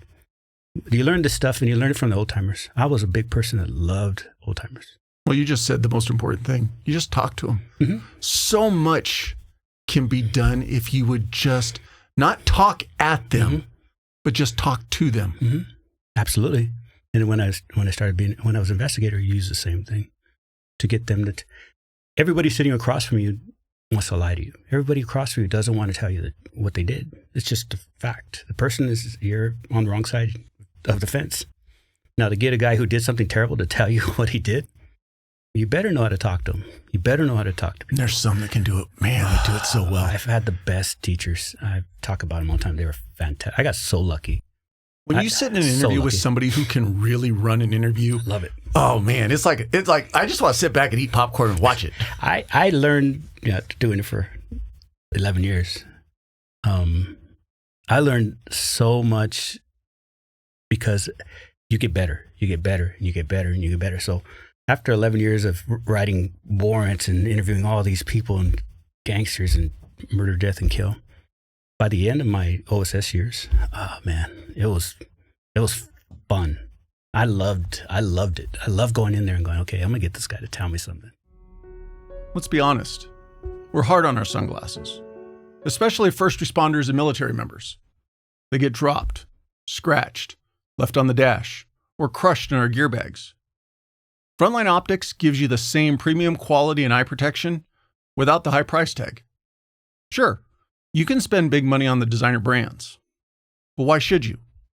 From polarized UV 400 lenses to anti-reflective and water-repellent coatings, every pair of Frontline Optics glasses is built to handle the demands of the job. And here's the best part. When life happens and they break, Frontline Optics has a no-questions-asked replacement program, even for prescription glasses. If that's not enough, Frontline Optics was founded by a firefighter, and a portion of every sale supports the First Responders Children's Foundation, helping the families of those who gave everything. If you're looking for sunglasses that look good, are built tough, and that come from a company that gives back, visit frontlineoptics.com and use the promo code TRANSITION10 to get 10% off your purchase. Frontline Optics, from a first responder for the front lines. When someone was going to tell me they did it, you could just tell. It's usually the time on and what kind of person it is and what an asshole they are. But my go-to was always, okay, now I got to get them to lie. So I'd always give them, I was taught, give them an out, give them an out, give them an out. And that was my gift when I learned that very young as an investigator to when I got older. That was the gift. Because going through all the adjudication, all the trials, all the 186 enhancements, because you become the expert, you're the IO, you're sitting at the table, you learn all these different things that need to be done. I want you to lie to me if I can't get you to tell my truth. Because I'm that guy that's going to find every lie that you said and prove it's a lie. So when I get up on the stand, because you're last, because I get to do my opinion, I'm going to tell this jury how you said you went to the movies, and I went to the movies and there was no movie playing that day. And then you watched UFC at your girlfriend's house and there was no UFC game that day. I'm going to build a bridge of all the shit you lied about. Now, where's your credibility? Because you're not going to testify. So it's now I've just told the jury who you are, and they can't testify. They never testify because they have so much shit that can be brought up against to impeach them. I had a friend in jury, I said, dude, did he testify? Would you testify? He goes, yeah, I would. I said, why'd you let him go? He said, well, we thought of something. If they don't testify, that's like 75% of the decision, because every innocent man or woman would testify. I want to tell them I didn't do this shit and it's bullshit that I'm up here. You don't testify, it's because of your jacket. What they're going to bring against me that shows that I've done similar, because it has to be similar to what my case is, right? It can't be something, a drunk driving. It has to be, I'm in here for assault and I did an assault. And the gift I got from that was at court services for 3.5 years. I was in long cause. So I could watch trials all day long. So I watched testimony and I watched people screw up and I watched investigators screw up and I watched them do great. And I had a great judge. So I go back in his chamber and say, why did he mess up on that? And he goes, this is the law. And this is what he did wrong. He asked this question when he couldn't, all this stuff. The Miranda, he violated the Miranda because he shouldn't have said this. I'm a kid that's never been to the field. So I did that for 4 years in long cause. I had the Compton cop murders. I was a bailiff for record. So I'm sitting there every day with the jury and the panel this is great experience. And I'm just sucking it up. Like, I'm one of those guys, like, please give me more, because you can't pay for this shit. So my path going to jails, going to courts was awesome. It set me up for everything. I had no trouble. I love to testify. People hated going to court. I used to love a subpoena. Like, this is going to be good. Because this is the first chance a high school kid, LA Unified, gets to sit across from a Harvard paid attorney on some big profile, high profile, and battle it out and beat his ass. That's cool shit, man. That's victory, man. Because they got their little bow tie and they're screaming at you. Because they always have a bow tie. The idiots, the jerk lawyers always had a bow tie to me. The rude ones and always want to talk shit. They say, I'm going to kick your ass because I know this is right and I did my case right. I fit it up to the point where my jury's going to understand. And that was very fulfilling. When I had trainees, I always used to say, if you got just a know-nothing 10-15, those are the ones you want to practice on. Mm-hmm. Set yourself a goal. Hey, I'm going to go in there and I'm going to interview them and I'm going to find out where they went to high school. Or something that it doesn't pertain to the case, but learn the ability to practice how you get into an interview and how you progress through it. Perfect. Because so many times you see the people and they're back doing the shuffle again, trying to figure out how to read the Miranda, and it's just so damn clunky. They're horrible at it when they first start. They're horrible. And so do it on the interviews because obviously if you get a good arrest, the detectives are not going to want you to don't screw up my case. Don't interview them. All right. But if I get a guy on a bullshit warrant, I can take him in there and talk to him about where he went to school, where, what was his favorite ice cream flavor. That's some stupid thing. You just said the key. You do not have to Mirandize them until you ask about specifics on the case. Mm-hmm. You could talk to them about I used to talk to them maybe an hour before I even thought about asking about the case. Even it was little stuff. The FI card, get them talking. I'm gonna fill out this card, and you fill out the card. I'm not asking about the case, but I'm doing an FI card, taking pictures of them. Cool, and I'll leave. I'll come back and again, I'll do something else. When I look at, and then it starts with the booking. This is what I used to be pissed. You arrest somebody and you book them. Why aren't you asking his gang affiliation? Now, I've had to sit in court with this because it came up. You can't say he's a gangster, blah, blah, blah, blah. You know how they do the 186 crap ago. By law, I can't put him in a cell with another gangster from another neighborhood. So I need to know what gang he's from when I book him. Because if he's from Florence and I got 18th Street in the cell, they're going to kill each other. I have to do this for his safety. So you're saying I can't ask him what gang he's from and put on the booking slip is against his rights or whatever because he's incriminating himself, admitting to be a gangster. I have to ask him because I'm trying to keep him safe. Trying to keep him safe. And it was held. I was like, so I told everybody, you guys, I used to do it all the time because that's the way I was trained. And it was for that purpose, but I used it for the gang stuff. And it came out in court because he was saying he wasn't a gangster, but he admitted in booking. And then, it was a whole big thing because of tattoos and everything. But these little things start with the booking. Then when you do the interview, I did the FI card because I want to see where he lives, where his girlfriend is, and I want to get some kind of idea of what I want to talk about. And I'm getting him to talk. And then you talk about whatever, his kid, where he goes to school. And then you get into other things. And I would steer it towards, I'm just trying to get the story. Just tell me, I don't even want to, I would tell him straight, I'm going to give it away. I don't care if you did or didn't do it. I just want to get your side of the story. I said, right now, if you don't tell me your side of the story, I'm going to use my side of the story and the witnesses or the victim's story. So all these stories are saying you did something wrong, right? The only chance you're going to get to talk to the jury, because you're not going to testify, your attorney's not going to let you testify, is talking to me. So the only side of your story is going to be written down is from me. And the only way that happens is if you talk to me. And I don't care what you say. If they said you did something bad, these people could be wrong. Now you should be telling me why they're wrong. If they said you did something bad and you were here or there, I don't give away specifics. You should be telling me I wasn't there. I did this. I was over here. I was in Mexico on Rosarita Beach, man. I wasn't there. That's what an innocent person would do. If you're not guilty, the interview is very short. Yes. Hey, brother, I didn't do it. Here's 3 people that can verify it. Exactly. But you have to explain it to them because they're all thinking you're trying to put over on them. So then he's going to do 2 things or she's going to do 2 things. She's going to tell you the truth, which has happened. It's fucking crazy, but it has. But that's another way to do that. Or they're going to make up a story that's a lie. Self-serving lie. Because they think you're too lazy to go fit up their statement. Tell me, and I love Lynwood. Give me that freaking, I went here, I went there, I did this. I wasn't there, I did this. I was with this person. Because as soon as they're done, they're all happy they gave you that story. Then you go, okay, cool. Gave me a story. It's under Miranda. He's already signed. And you say, oh, you went to the movies? Okay, what'd you see? He's already told me he went to the movies. So he can't say, shit, I didn't go to the movies. He's got to say, you got to make something up. Okay, you went with your girlfriend. What's her name? Oh, now make up a name or they'll give you a name. And where she live? Oh, you went to her mom's house to pick up some. Where's her mom live? Now you're just building this bridge, and they can't not tell you. They're going to try to do, I don't remember, I don't know, but they know they sound stupid. So they're going to start making shit up. And I'm that dude, I'm like a dog with a bone, man. I'm going to go to each one of those.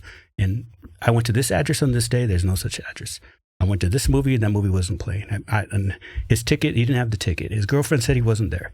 And then all this shit, whatever his story is, when I get in the stand and I get to testify, I'm going to lay out all the shit he said, and then I'm going to rebut all of it. I remember the best advice I ever got was, if you're going to go in to do an interview, don't look at a clock. Mm-mm. You commit to it. Don't be in a hurry to get through it. Mm-mm. Don't rush through it. Mm-mm. Turn off that bullshit meter. Let them say whatever they want. I got all day. Because, and we've worked with them. There's those people that go into an interview, and as soon as the bullshit starts, they get frustrated. Drive me crazy, Paul. Drive me crazy are the ones who walk in and they take a Miranda. They I know you did it, blah, blah, blah, because they want the Miranda. They don't want to talk. They don't want to write the report. They don't want to do the warrant. They're going to force him to Mirandize. Are you going to force you to Mirandize him? He's going to go straight at him. I had a story. 4 different people arrested. Juvie, female, so they're all separate places. When I say, it's important because they're in different places in the jail. When I say a juvie and I say an adult, I say a female. So there's no way they're collaborating and talking to each other. Go to interview, come out 15 minutes later, and they all Mirandized. And I just looked at it. I go, that's embarrassing. What do you mean? And of course it got like, that's just embarrassing, bro. Really? The juvie, she was in my car. She was talking to me on the way home. Not about the case, because I don't want to mess up your case, because I wouldn't do that. But come on. Because I had to, there's another thing is, certain investigators always want somebody in there with them. Hey, can you go with me to this interview? And you go, come writing a warrant. And you go do it, because your partner asked. Never me. I was one of those people. I always interviewed alone. I'll tell you why later. But I was in his interviews, and he's sitting in the back, just listening. First thing is, you're this, and I got the pictures of you being a guy. And the guy just invokes. All right, thanks. And then walk out. I'm like, dude, I don't say a word. No wonder you don't solve your cases. And I'm not saying names. I did alone because I want to be one-on-one with the person. I didn't want them to be paying attention to someone sitting behind me. And I never recorded either, because they say, oh, you should record. I said, no, why? I know what I'm doing. I never wrote. You don't write while they're talking, because it'll stop them from talking. Never give them, I just sat there and listened. And I knew what I wanted. I knew what I was listening to, and I could remember things. I'm not smart, but I know my case, so I know I know what's happening. So I would just sit there and listen to him. No writing, no pencils, no erasers, no freaking paperwork, nothing. Just me and you. And it worked fantastic for me. I did some good stuff. A lot of people went to jail. There's a lot of people in prison right now who hate me. But it worked for me, and I learned that from other people. I didn't invent it. You take from everybody and go, oh, I like that. I'm going to use that in mine. I use the, what's your sexuality thing many times. Because I go, dude, you're going to spend 30 years in a men's jail. I've seen your girlfriend. Do you really want us to go to jail for 30 years? Because I can tell you right now who's going to be with her as soon as you go in. He's already at the door knocking on, hey, mija, I'll take care of you. And they'd start thinking. These are witnesses and stuff like that. So you want them to help you. You're going to spend all this time in jail. Do you like that kind of stuff? And dude, certain people, especially if they have a really good-looking girlfriend, you go, oh, dude, I know that's going to be a point. Or you have a kid. Who's going to raise your kid? And if you can get out of jail to raise your own kid, and I'm not going to write down you help me, because you don't go, hey, so-and-so told me something, and you go tell them, hey, he told me, because they're all snitches, right? We know this, right? We can say it out loud. They all snitch. It's just a giant psychology experiment is all it is. It's awesome. It's people. It's awesome. And people do well. The one thing I will say, though, is as far as running a interview partner, if you get the right partner and you guys develop that working off each other well, I had that with my partner in the Detective Bureau.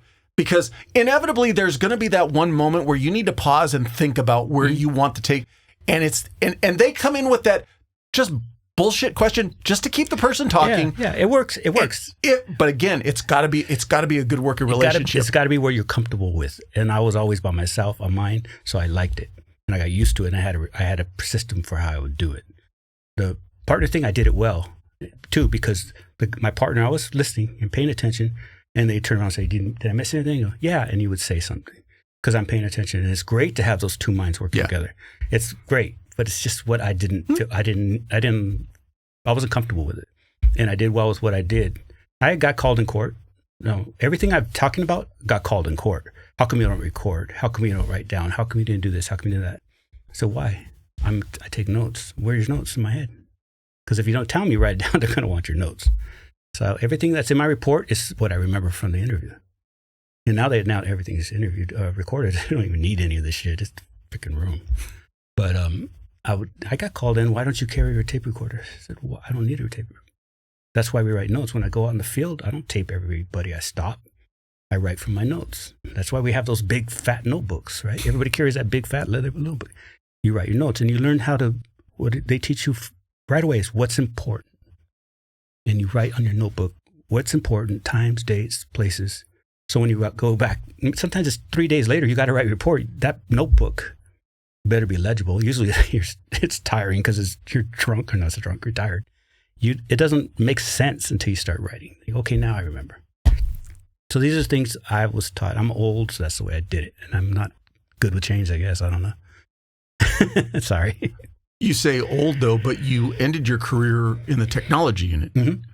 How did that interest even come about? And did you do the bulk of your career there? I did 12 years. So no, that's less than half.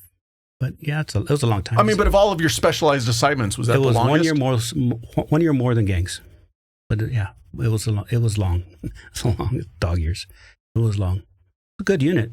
A lot of fun. How'd you end up, what I'm getting at is how do you make that jump to go, hey, I'm going to start playing with computers and cameras and... Oh, gangs is different because, the natural progression of the Sheriff's Department, I'm sure you know, is get OSS homicide. Naturally, that's the way it's always been. Now more outside units can go into homicide. I'm not saying whether it's good or bad. I'm just saying that was the way it was. All the homicide guys were OSS because it was said the only difference between homicide and OSS is the guy died. You're doing expert testimony, you're doing gathering, using crime lab, you're doing all the stuff. The only difference I saw was writing in third party, which is a pain in the ass, or third person. They write in third person so someone could testify for them if they're not around. So that's why I do it. But it's not easy to do. If you've ever written in third person, it's kind of a pain. You do it in warrants, but you'll put your affiant instead of me. You put your affiant so someone else can testify for you. And these are stupid things I'm just throwing out. So I did graphic design. I had a graphic design company. So I did video production, but just as hobbies. Just as hobby. My sons were in bands, so I'd videotape them in baseball games and make stupid little videos. It's when Adobe first came out, so I had a background in it. And then, so everybody's everybody's going to homicide, and that's where everybody wanted to go. I just did 11 years of call-outs, middle of the night, missing birthday parties, missing Christmas, missing everything, because it was a 24-hour job. And so homicide comes up, and I said, do I really want to go buy suits and do what I'm doing? Because I'm already seeing what I'm missing. I'm missing out on home. And I told you before, I want to be home. I'm going to go to tech ops because it's probably the coolest job there is, because it's nothing what people think it is. And I don't have to go to court. I don't have to wear a suit. And I get to see my family. So I went to tech ops. And they took me because I had a background. I used to take my evidence there from OSS, so I got to meet the guys. And then they were realizing I knew a lot more than them because they don't do a lot of it. It was still VHS at the time. So, of course, they kind of recruited me, and I went. Greatest move I ever made. Greatest move for the job. Worst move for what I just said about being home. Because it was 24/7. There's only 4 of us, 4,000 square miles. I was getting over 200-something hours of overtime every month, and I hate overtime. But because the rotation would go through, and it was so many calls that you would go home and get called back out, get home. And if you didn't pick up, your partner got called out, and you don't do that to your partners. Your partner thinks he has a night off, you better not. You better pick up your phone, because he's doing something now. That's where, right? He's doing something. He's out with his family because he thinks he has a night off. And my dumbass didn't pick up the phone. Now he's got to go. You don't do that to your partner, especially a format team, because you will hear about it. And Firestone guys, and these guys are gods when I was a kid, right? So basically 4 of you guys for the county to retrieve all digital evidence? Mm-hmm. All digital evidence, and that wasn't the job. That wasn't our job. They gave it to us because we used to do the video spy shit. Basically, it became spy. Remember, Sheriff's Department had spy, and then they got in trouble with the Guillermo Lindley years. Spy broke off and changed their name into Tech Ops. And it was trackers, bugs, bug sweeps, anything that had to do with hiding cameras, hiding microphones, everything, radio cars, jail cells, attorney rooms, all kinds of shit. Everything with warrants and magistrates, special masters for the attorney stuff. We were the 4 guys, and it became a 6-man team when I was leaving. Just overwhelming work because digital became everything. Remember I said when I first started, it was VHS. So the investigator used to be able to just grab the VHS tape and say, I got the evidence. And then it became DVRs. It became discs. And, they went to discs and DVRs. Now you got to put a flash drive in. And it became specialized. Because now you're testifying to the system of how it was retrieved. Because you're dealing with an electronic retrieval. It has to be hashed and 1-to-1. And you got to go to all these schools all over the damn country and learn all this shit. And I learned it. It became a thing. But that wasn't our job. They thought, the Sheriff's Department said, we'll save money by making these guys do it since they already do video. And then it became so much because digital took off. Everybody's got surveillance systems. So we're pulling videos from every murder and homicide. Every murder or 245 or noteworthy thing was us. That's why I've said before, anything you saw in the news, this team touched. Everything, because everything political capital is always going to go to retrieve the video. You want to see what that deputy did. The deputy involved shooting. You want to see that video because we're going to get sued. It's liability. So we're running like circles. I got home a couple times, was eating dinner, got called back in. Drove all the way back home, got called back in. And I was pissed because I was like, why the fuck do they keep calling me? Well, because the other guys had already been doing the same thing. It wasn't nobody was slacking. It was just that was the work. That was a workload. Sheriff's Department has we have a lab, a shop. We have 3 buildings just for 4 guys.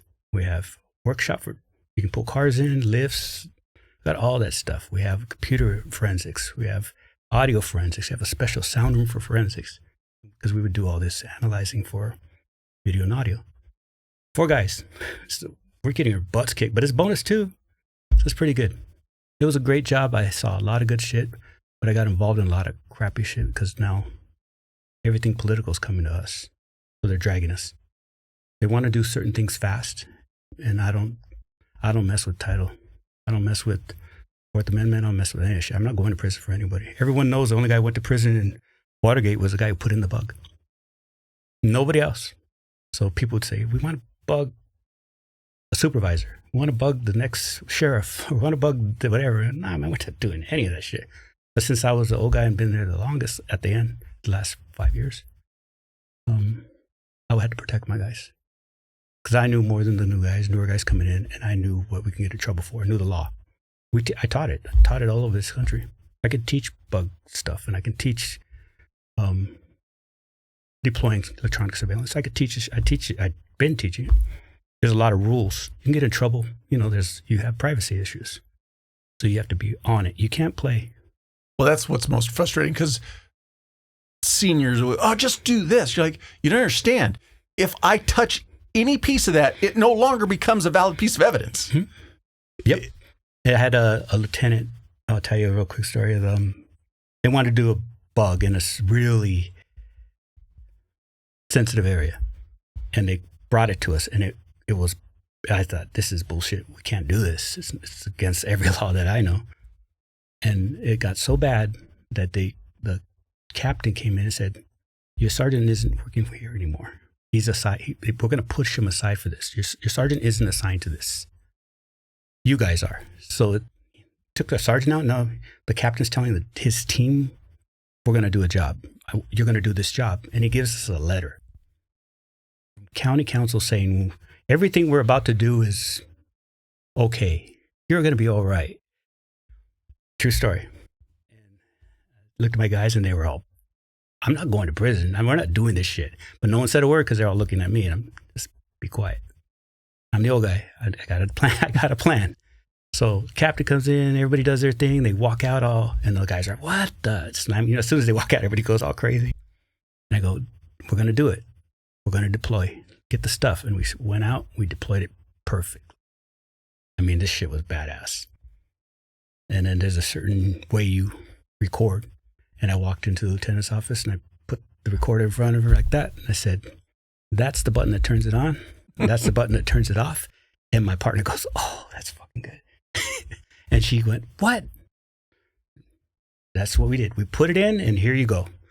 And she was cussing us out as I was walking out the door. And to this day, my partner's looking at me like, dude, I go, you just got to think around these people. Now, if she does it, I don't know. I never touched it again. I was called to take it back out. So we took it out. We never did any recordings. We didn't file anything. We didn't do shit. And I said, that's the way we work. We're good. We did everything correctly. What they do is on them. And then that's the way it ended. We had several of those. As long as we can stay within the law, we're fine. Hopefully she never did it. Hopefully she got so mad and went up the ladder and said, I'm not doing that shit. If she did, shame on her. I don't even know if it worked. I mean, if what they were trying to do. I like to not know. Don't tell me. I don't want to know. Don't tell me shit. Hey, Adam, this car, I don't want to know.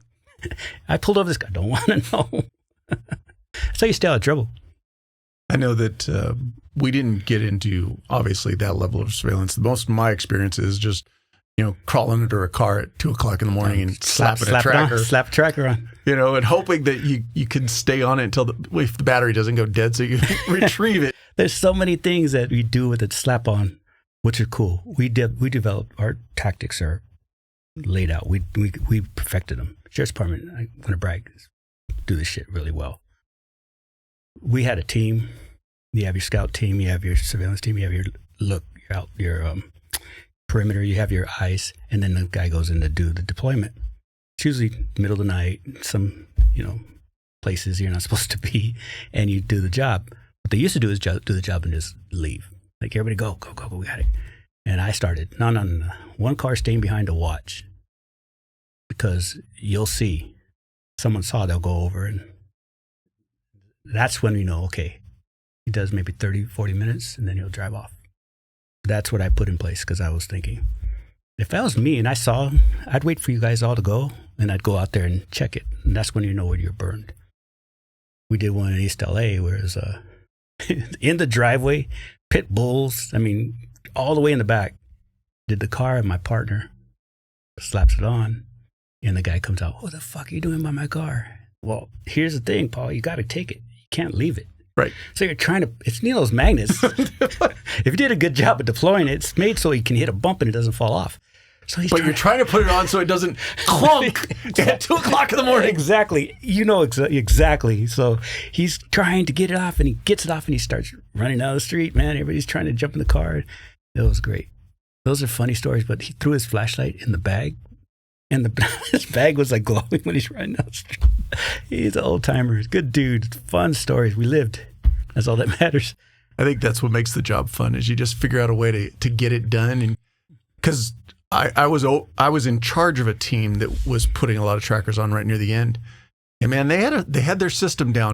They do them in a parking lot in the middle of the day. Mm-hmm. They had their routine, and you just kind of look back and you go, on paper that shouldn't work. But you make it work. Well, depends on the neighborhood. You have to figure out how you're going to be able to get away with being under someone's car if you get seen. A guy brought a dog, and he had a ball. And he threw the ball under the car, got in there, slapped it, grabbed his ball, walked out. You figure shit out, laying out the van. The van opens, you just slide under, slap it on. But the survey is important. You got to know what car you're going to do it on. Yes. So we would go to the dealerships, get onto the cars, and they would put on the lift for us. We had a really friendly dealership in La Puente. Put up the car, we get up there and figure it out, because it's got to breathe. It can't be closed in. Can't be on plastic. It's got to be on steel. A bunch of shit. But you learn the stuff by surveying the car, and then you survey where you're going to put it, and then you got to get it back off. One of mine ended in Mexico. Ended up in Mexico, and it was a hardwire. We hardwired under the dash. Oh wow! And so we hardwired it. Car takes off, and he went straight to El Paso and crossed the border, and you lose it at the border. Like, shit, I lost a freaking $3,000 tracker, the hardwire ones, because we had the really good ones. And then one day it just pinged back and I said, oh shit, there it is. So I called the marshals, and fucking marshals are awesome. I don't know if you dealt with the marshals. I love the marshals. These guys they remind me of the way law enforcement used to be. And he goes, what do you need? I said, I need that car. I need my tracker back. And I tried to give him an idea where it was. And he goes, I got it. And he sends me back this box, dude. It's this fucking big. It's the whole dashboard. He gave me the entire they ripped the dashboard out of the car. Because forever, the dope or whatever they found in it, they could take the car. He sends me the whole dashboard. He goes, we couldn't find it. I go, that's good. But what the fuck am I going to do with this whole dashboard? So we broke our stuff out. Funny stories, but you can lose your equipment. Has to have a warrant. You know, you get those units that come, hey, can I borrow a tracker? Give me the paper. No, we're gonna just do a sneaking pick. It don't work like that, bro. So, was it Detroit PD that messed it up? Yep. We're going to just see where he's sleeping. We're going to see where he's bedding down, where he's nesting. Don't work like that. Can't give it to you. And then certain units start buying their own. I hope it's because they just wanted their own. But we had rules. And the rules were to keep them safe and keep them with their jobs. Because it doesn't take much. It doesn't take much. We hardwires, we go to class for that. We train with it. We've seen the pictures of the cars just burnt because they fucked up their wiring. It's got to be constant. Can't be intermittent. So you can't be on something where the light turns off and on, the power turns off and on. So you can't use like a door. You can't lose the light that's above it. You have to lose things that are connected to things that are consistent, constant power. So you better know where it's at. And you better know how to get to it quick. We did a couple where somebody's doing a parole hearing, and then his car was in the lot, did it and gone. Got fast at it. Hardwiring is not an easy thing. Did a BMW where you can't even get to the battery because it's all encased. But you figure it out.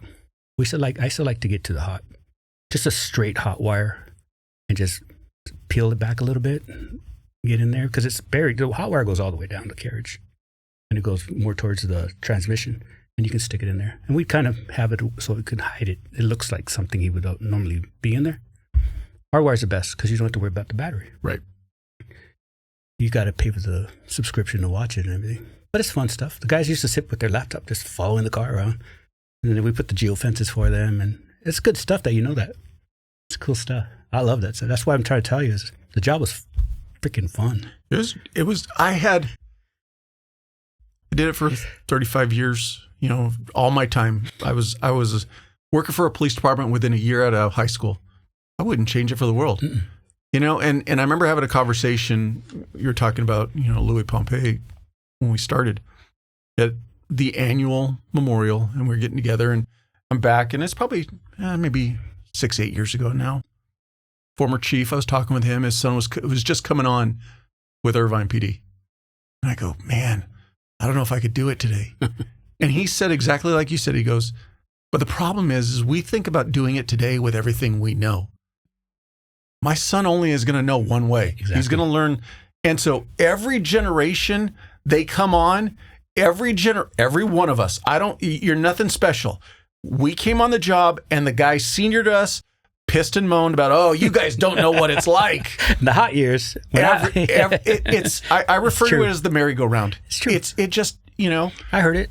You guys, this sucks. I wouldn't do it. You guys, when I was, they tell you all the war stories. You're going, man, it must have been cool back then, in the horse and carriage days. But everybody thinks they had it better. I had it the best when I was doing it. The kids that are out there are going to say the same thing. And it's like from the movie Southland, a TV show Southland, greatest show, front row seat to the greatest show on earth. It really is. Every day is an adventure. If you're not having fun, there's something wrong with you. Yeah. You can figure it out. Because working is fun. Trying not to work is probably work. They're probably miserable because they're trying to figure out how not to do shit. Getting into stuff and learning. If I know how to write a 49 or a report, or I know how to write a warrant, why should I be afraid of it? How do you get to know that? You have to learn them. Once you learn those things, don't be afraid of it. 998s are usually, people are afraid to do them. It's officer involved shootings, right? 998. OSS handles non-hits. So if the guy shoots at someone but kills a trash can, OSS handles that. Homicides handles if you hit. So you're doing the two kind of parallel. When I was at OSS, a lot of guys didn't want to do the 998 because they're oh shit, it's a shooting. This guy's he could go to prison for shooting the gun wrong or killing a cat or whatever the hell he did. I was like, I want to learn that because I don't want to mess it up because someone's job is on the line here. So I better be good at it. So someone should be good at it, right? So I just jumped in it. And then when I knew it, I'd really get pissed when the guys would try not to do it. Because I'm an old guy again. I'm older. I've been on the teams longer. You need to learn this. How are you going to learn it if you don't do it? And if you get stuck one day when I'm not here, you can ruin this kid's life because you better know what they want because IA is going to be all up your ass on this one. You got the DA, you got the IA, you got the commanders, everybody wants to deal with your shooting. They're going to look at this like you screwed it all up and this guy could lose his job or go to jail. I was real big on, I don't know what, please show me. Because I was always afraid I was going to be alone and I had to do it myself. I would rather learn with someone than try to learn on my own at the moment. And that's not any call. You know, you get a 245, you never done one. I'd rather be with a guy who did a couple of 245s that handled it with me instead of being by myself. So I took advantage of, hey, let me do that for you. And can you help me go through it? And then we figure it out. And but more importantly, like you said, if you don't know what you're doing, ask questions. Mm-hmm, absolutely. I think a lot of men and women get in trouble because they don't know what they're doing and they try to make a decision based on what they think is okay or what they're allowed to do. Yeah. Wing it. No. Not today. No. Even then, you can't wing it because, especially those, because someone else is, you can wing it if you think it's just going to be you. Like, I think I'm good and I'm going to take a chance because it can only hurt me. Right. But 998s, are you dealing with something, a victim in a family? You don't want to screw up those cases because now there's a family and they want justice. They want an ending, even if you can't find the guy, but they want an ending. You screw it up, it's something that will never go away with you. I remember the cases. I still remember cases where I think, man, I wonder if I could have done more because I was new. And I think about the cases where I was older. I don't have that feeling, but I remember when I was new. And I remember I asked questions, I did all that shit, but there's still that thing of, if I was more seasoned, maybe I would have solved that case 20 years ago. And it sits in my head not because of anything other than there's a person involved that wanted me to find the person who did it to him. And I think, man, I wonder if I did everything. And that has to be because I didn't feel comfortable that I did everything at the time. Maybe I didn't know. And then later on you go, oh shit, now that I know this, maybe that would have taken, all the woulda, coulda, shouldas. But it's good that you have your own checks. You should be checking yourself. Any cop should be checking himself daily, every call. I always say, you're going to know if your report was written well, sitting outside that courtroom getting ready to testify. Mm-hmm. Try doing it as an IO and OSS where you got the enhancement, you got to be the star witness at the end and give your opinion. Only time opinion comes up, got to be an expert. You get to basically say, I know he did it because he's a gangster and I know him. You can't do that. And you only have to be an expert. That's how that's why experts are so important. And OSS was built for being an expert on gangs. If you don't have your opinion, you don't do it right, you should just pack it up. Go work DB. They're great cops, great job, but they're specialized with narco, OSS, do the job it's meant to be. There's no excuses. I don't believe in excuses. You know, that stuff, I don't believe in anybody saying, I don't do anything today. Or, you know, I hate the sheriff's department. We didn't get a raise. I'm not doing shit today. That used to drive me crazy because I didn't believe in it. It's in my heart. It's more than the department. It's personal. Don't give me half-ass. Don't do anything. Leave. It's like painting a wall and you paint it shitty. I got to redo it. Go away. You're messing it up. It's probably not a good example. That's what I mean is I don't like that disgruntled deputy, disgruntled cop. But it is true. And we're all guilty of it. At some point in time, I guarantee you, even you've done this. You've spent more effort trying to get out of writing the report and time wasted than if you'd have just said, screw, because you don't, whether the person telling you the story is bullshit or whatever. But you spend more time. If I just said, "Is this what you said would happen?" All right, boom, done, move on. Well, it's like only thing I hated. Like I'll tell you, yes, I had that problem, but it was always something like a drunk driver. I didn't want to do anything with traffic. I didn't want to do anything with traffic, because you get stuck. Mm-hmm. Oh, man, this guy called in sick or whatever, and you're going to work traffic. I don't want to work a tom car. I don't want to work a tom car. And then you get an accident, and I have no idea how to do it. I don't want to know how to do it. I never want to do it. It's just a horrible job. And you get stuck with it. I mean, who wants to do this? I remember calling Chippies one time. Hey, you want to take this? And they freaking, hell yeah, we'll take it. And I just wrote them a little sup up and took it. Thank God. I got out of it. It was great. I didn't want to do it. I hated traffic. I don't know if you like traffic. I'm sorry if you did. I wasn't a traffic guy, but at the same token, I'll respect people who, hey, if you find it, because I've seen those traffic guys that can bust out a traffic report before the tow truck's even gone. Awesome at their job. And you're like, awesome. Holy They're writing shit. the schematic and their little diagram and their little picture, stick them in. They're freaking awesome at it. I just don't have it in me, man. I just don't. I'm not trying to talk about them. They're needed and they're great. They're great. They're great at their job. The guys on the motorbikes, freaking awesome. But more power to you. I don't want to drive a bus. I don't want to do traffic. It's just something personally I would hurt myself. I'm sorry. They make us because Adam, you're Tom, whatever. God damn it. And I just dread it. There's no quotas. Right. But I'm just thinking, please no accidents, please no accidents, please no accidents, please no accidents. Like you're saying, something you just don't want to do. And then you hear, first one I got a kid get hit on a skateboard, just bumped. He fell off his skateboard. Now I got an injury, car accident. I don't even know what form it goes on, man, because my TOs were crime. I got no traffic training, zero. And from when I got off training, I didn't even carry a traffic book. I didn't even carry a ticket book because I had no desire to write anyone a ticket. And there's times where someone might deserve one. Like, all I got is that ticket. So I used to have to call, hey, bro, can you bring me a ticket book?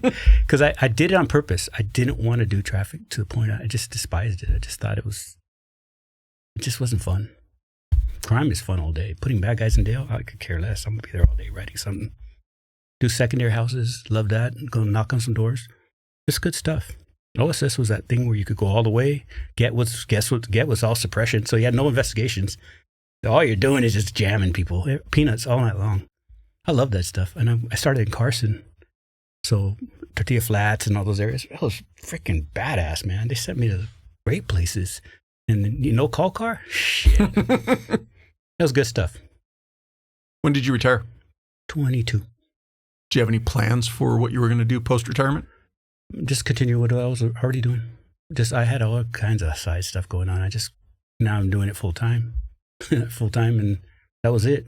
I had no plans other than continue. No plan of being a podcaster? No, zero. Zero. That came up funny. That came up as a funny story. It just happened. How did it come about? Dinner. I was at dinner with a bunch of guys, like 3 or 4 guys. And by the time dinner finished, it was 12. Because everybody was calling each other up. We're all local. And it was just stories and laughing and joking and then catching up. Some guys were in different places, so you're learning who needs more attention. And I was like, this is good. This is good because I know they need it. And I didn't know I needed it. Because I've always thought, I don't need to talk about anything work. Because I never have. I always tell my family only knows funny stories. Because it's entertaining. Telling a funny story that happened at work is hilarious. But when it came down to that meeting, it was a dinner. It was a mix of everything, and spouses, everybody was there. So you're watching all these different dynamics. Everybody worked different units. Some guys didn't do the hot stations, and everybody worked everywhere, but they're all seasoned veteran retirees. And I said, it'd be cool to get these guys in and just start talking about shit we did. And I can see at the same time we lost a couple guys. And I thought, guilt. I had a lot of guilt. I'm like, I wanted to call him. I thought about him, and I didn't call him. I had no idea he was having trouble, or they were having trouble, both of them. But I thought, what an idiot. I should have called him. I felt like I screwed up. Maybe I should have called him. I'm not saying it would have helped, but they were on my mind. I should have called him. I didn't reach out. That weighs on you, because maybe I could have talked to them. And maybe they could have told me something. And I'm not saying it would have, but I'm saying it could have. And I said, well, if I'm just realizing that it was good to talk to somebody or talk to my peers, then a lot of other guys probably have the same. They don't know that it helps. Because I drove home like laughing and joking and talking. I can't believe he said that, and just great. Like I said, shit, I'm like rejuvenated. Because the power you get from those kind of people that have done that kind of job, military or law enforcement, there's strengths. Everybody in that room is a strong person. I'm not talking about the women. I'm sorry, they're the wives, and I get it. I'm talking about the cops being strength for the job they did. And they're talking from a place of strength. They've done something amazing, that they've done something honorable, and they have this power when they talk. It's you want to listen. You know, you want to listen because the way they speak is demanding you listen. And I said, well, we're not all that tough. Maybe if I get them in, they're gonna kick and scream, because they all do. Anybody who sees this, they know they all kick and scream. And once they get in the seat, they keep wanting to come back. Hey, what are you doing this week? Have you got the? I like your podcast, bro. How you been? And, dude, what's up? I haven't talked to you in 5 years, so I know what they're doing. They're kind of trying to. Do you think I'd be a good guest? But I get those, and I'm not a jerk. I know you want to be on the show. I said, hey, how you been? And all that stuff. And I said, I'd really love to have you on that show. Hell yeah, I'd come on. So it's like the kid at the door kicking his feet. Can I talk to your daughter? No, it's good stuff. And I'm having a lot of fun, and I know there's good things happening, because I'm getting feedback, and guys that come on my show are getting calls from people that want to talk to them about the stuff they talked about on my podcast, cancer and deputy involved shootings and just family stuff. So my guests are getting calls from other people talking about something that we talked about. And I know they wouldn't have talked to them about it if they didn't hear it on the show. They're only watching it to see me screw up. They want to see me fail. That's all it is to it. But they're all watching because the guys I'm bringing on, I'm very lucky and very, very, very fortunate that they're good people. And I've had guys I looked up to, or grew up with, or in the department. It's sad, but I'm learning shit. I shouldn't be learning at this age, but I'm learning every day. I wish I could do more. What's the name of the podcast, so that people know? Proper Scoundrel. How'd you come up with the name? I was trying to figure out a name best describes someone who works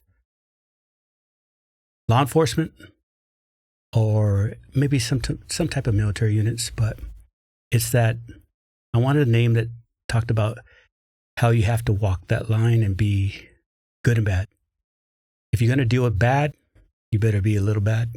You're going to deal with good, you got to be good. So you're switching back and forth. So you have to be a good bad guy, or a bad good guy. It's because they both go each way, and that's what worked for me. It's an oxymoron. And I thought it worked out.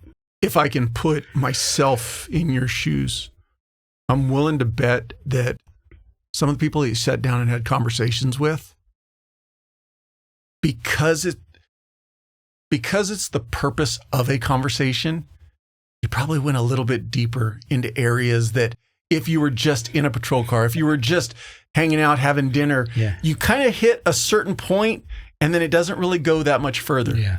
It's very, very, very sporadic. The conversation and the topics, because there's no script, so everybody just talks. It goes wherever the conversation is, and I know I like it because I know the person who's trying to interrupt to say something has something to say that's important. Because if I'm talking to you and you're talking and we're talking, I screw up because I'm like, oh, Paul said something really cool. I better remember that. But by the time I get a chance to talk, I freaking forgot it, and I'll do it 10 times a podcast. Or how about this one? They're saying something, you want to ask this next question, but then they say something, you're like, oh, I got to follow. Shit, which way do I go? It's butterfly or squirrel. I get that. I do it all day long, and I forget what that's going to be good. I got to say that. What was I going to say? Damn it, I lost it. Because you're just conversing in it. The flow goes away. The flow goes a certain way. You follow it. And I love the fact that I'll just let them take it, because I believe that if they're going to say something, it's something that's important to them, something that means something to them. And if that's what they want to talk about, let's talk about it. And I know that because we have the same background, I can kind of add to it or subtract from it. A lot of the guys I worked with. So when I know they're not having trouble talking, I'll throw a story at them. Like, remember when you did this? And then that just blows up because it loosens it up. It's fun stuff. It's not easy talking to people and keeping the conversation going. I do other podcasts. I mean, I have people come in and they use my studio and rent out my studio so they can do their podcast because everybody needs a studio nowadays, I guess. And I watch them, and they're trying to be podcasters. And I go, damn, I guess it's harder than I think it is because it's just stale, big pauses, just lost. But and then after it's over, I'm like, it was not so easy. And they go, damn, I didn't think it was gonna be that hard. Well, you're dealing with someone that you're trying to get information from, and you're only going to do well as the person who's going to give you the information. And they have to respond in a way where you can answer it or come up with something else. Were we just talking about this about 30 minutes ago about running an interview? Yes. And these guys are doing it all, and I go, well, I guess it's harder than I thought. I guess it's okay. I'm doing okay. I must be doing okay because it's doing well. No, I just started though, so it's fun. One of the best compliments that I've taken from my episodes are, like you said, man, the path took us left when I was thinking it was going to go right. And so we just went down it. And then we end up getting into something and we get done. And like you said, man, my brother listened to it or my cousin listened to it and they didn't realize that I was dealing with this. And the best part is, hey, I'm struggling too. I heard you. I'm going to go get some help. Yep. That to me is some of the best. Well, that's the best therapy. Talking is the best therapy. That's why you go to therapists. They don't sit there quiet. They want you to talk because they know something will come out. And the more comfort you get with them, the more they'll talk. Cops don't talk, and I'm going to say go further. Men don't talk. Okay, women are very big with their emotions. They like to talk about. Not all, but most. I'm talking in generals. Cops are very, I'm not going to tell my emotion. I'm not going to tell about what I feel. I'm not going to talk about that call. And for the most part, nothing affected me. I didn't have any problem with it or out, but it's because of, I think I'm giving credit to where I grew up and how I grew up. But I saw when the guys that didn't have that kind of have more trouble. And started in jail, I saw guys having trouble. We don't talk in general. So when you get a chance to talk, you take it. Especially if you've had a career of 30-something years. I'm not saying it's bad, like you get this pent-up bad feeling and you just want to hurt yourself or hurt people. But you need to release information. You need to release the library you have in your head. You have a storage locker in your head that's so full, 20, even 10 years working in law enforcement. You have so much shit in your head. You don't care whether it's there or not. It's just there. But you won't realize how important it is until you expose it. Once you start talking about it and you go, blah, you go, oh, shit, I guess I had something to say. Now, you can say, well, it's just because I was talking to a good person or I had something in common. Or I didn't realize I needed to vent a little bit or release because I have my own worst enemy in my own mind. My mind's going 1,000 miles an hour. So it's good to release stuff and give yourself some room for other shit, I guess. But I don't ever tell anybody to stop talking. I love when they keep talking, and I think if they're talking, they need to. And I'm of the opinion that if you don't got something to say, don't say shit. Just shut up. My dad was, you got something important to say? What are you talking? Don't talk to just talk. You got something to say it. And I was almost scared to talk after that. But it was important because it made you prioritize what was important to say. You know, we all have these, like if I worked at Walmart for 50 years, and I worked at Walmart 50 years and I worked with me and you. So we're working at Walmart 50 years and we work every day. We're filling the shelves and work the register and all this stuff, and then we retire. And we both go to, you go to Idaho, I go to Texas. And then one day we go to Vegas and we see each other.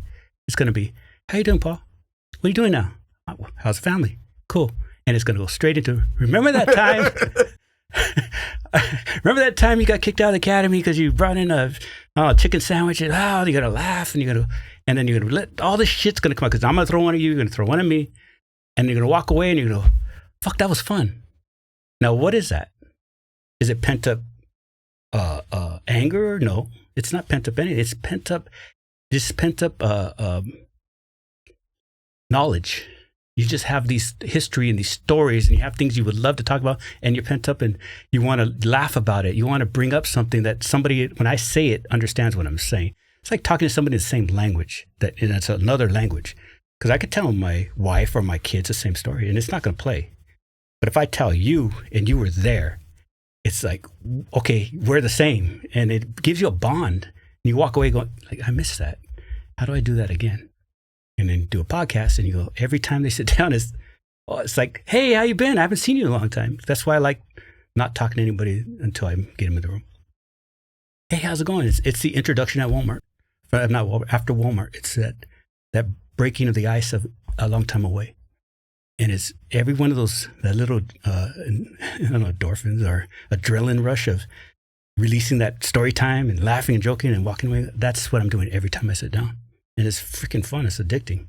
Well, just like us sitting here. I'll speak for myself, but I'm assuming you're the same way.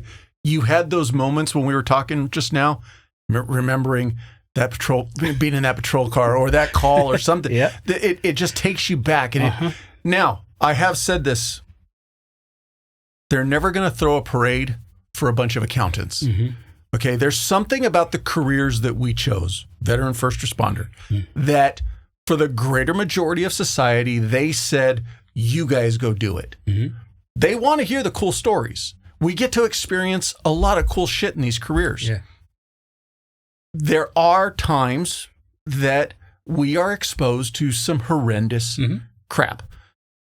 What another person is able to do to another person, I don't think a lot of people really realize that level. Nope. But at the same token, there's something about, even though, like you started the episode with saying, I didn't make the job my identity. I realized that it was just a job. It was a paycheck. But there's a cool component to it. And there's the experience of doing it so that when you get back together with somebody who's done it, man, you remember? It's right back. You're in the car again. And so we carry that with us. As much as I like to say, when it's time to walk away, put in the rearview mirror. But there is that little piece that, man, I did some cool shit over 30 years, and I didn't even do a lot. You did a lot. You don't even know how much you did. If you pushed that car, you did a lot. Every day was an adventure. Every day is a new story. You get in the room with the guys that did something with your work patrol, with your work, even academy class. It's something that bond. It's never going to end. You're going to see them at someone's funeral when you're 80, and you're going to go straight to that person. You're going to remember the day you were together. It's because if you have bad memories, you don't want to remember them. Right. But if I have good memories, and rail car was fucking fun. It's like it's a party, man. It is so much fun being in a rail car, and having the right partner is icing on the cake. And it sucks about the sheriffs is we're all king cars. There's no such thing as two-man cars. You don't get in a partner car until you go to special unit. Everything's king car because the sheriff wants more cars. LAPD has two because they want more safety and more one car. But the sheriff wants to spread out. But we answer every call together. So we don't go to any calls unless two cars show up. So you got two guys with two cars now. As soon as you get in that car with that partner, any special units, cops team, narco, that's when you start the shit talking. That's when you start the bonding. And if you get to a good unit, you get to keep them for a long time. My best friends are my partners because I know everything about them. They know everything and everything because we say everything. There's no such thing as I can't tell them about this. You tell them everything because you got all freaking day. And by the end of that shift, you're just, I don't want to go home sometimes. God, that was so much fun because it's not work when you're it's not work. Law enforcement isn't work until you make it work. Even a bad call. I got bodies and 2 crime scenes.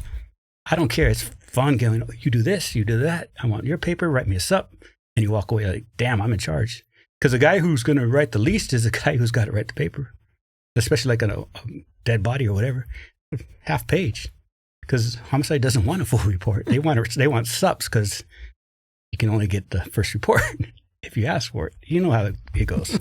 So I want to be the guy handling the murder. As a trainee or a patrol, I'll do it. It's half a sheet and you just sit there and wait. Stuff like that. Fun stuff. I wouldn't trade it for the world. I had a blast. I was very blessed to have it. And it provided very well for my family and me. I got nothing but good things to say about the department and my career. I wouldn't tell anybody not to do it either. I said, do it.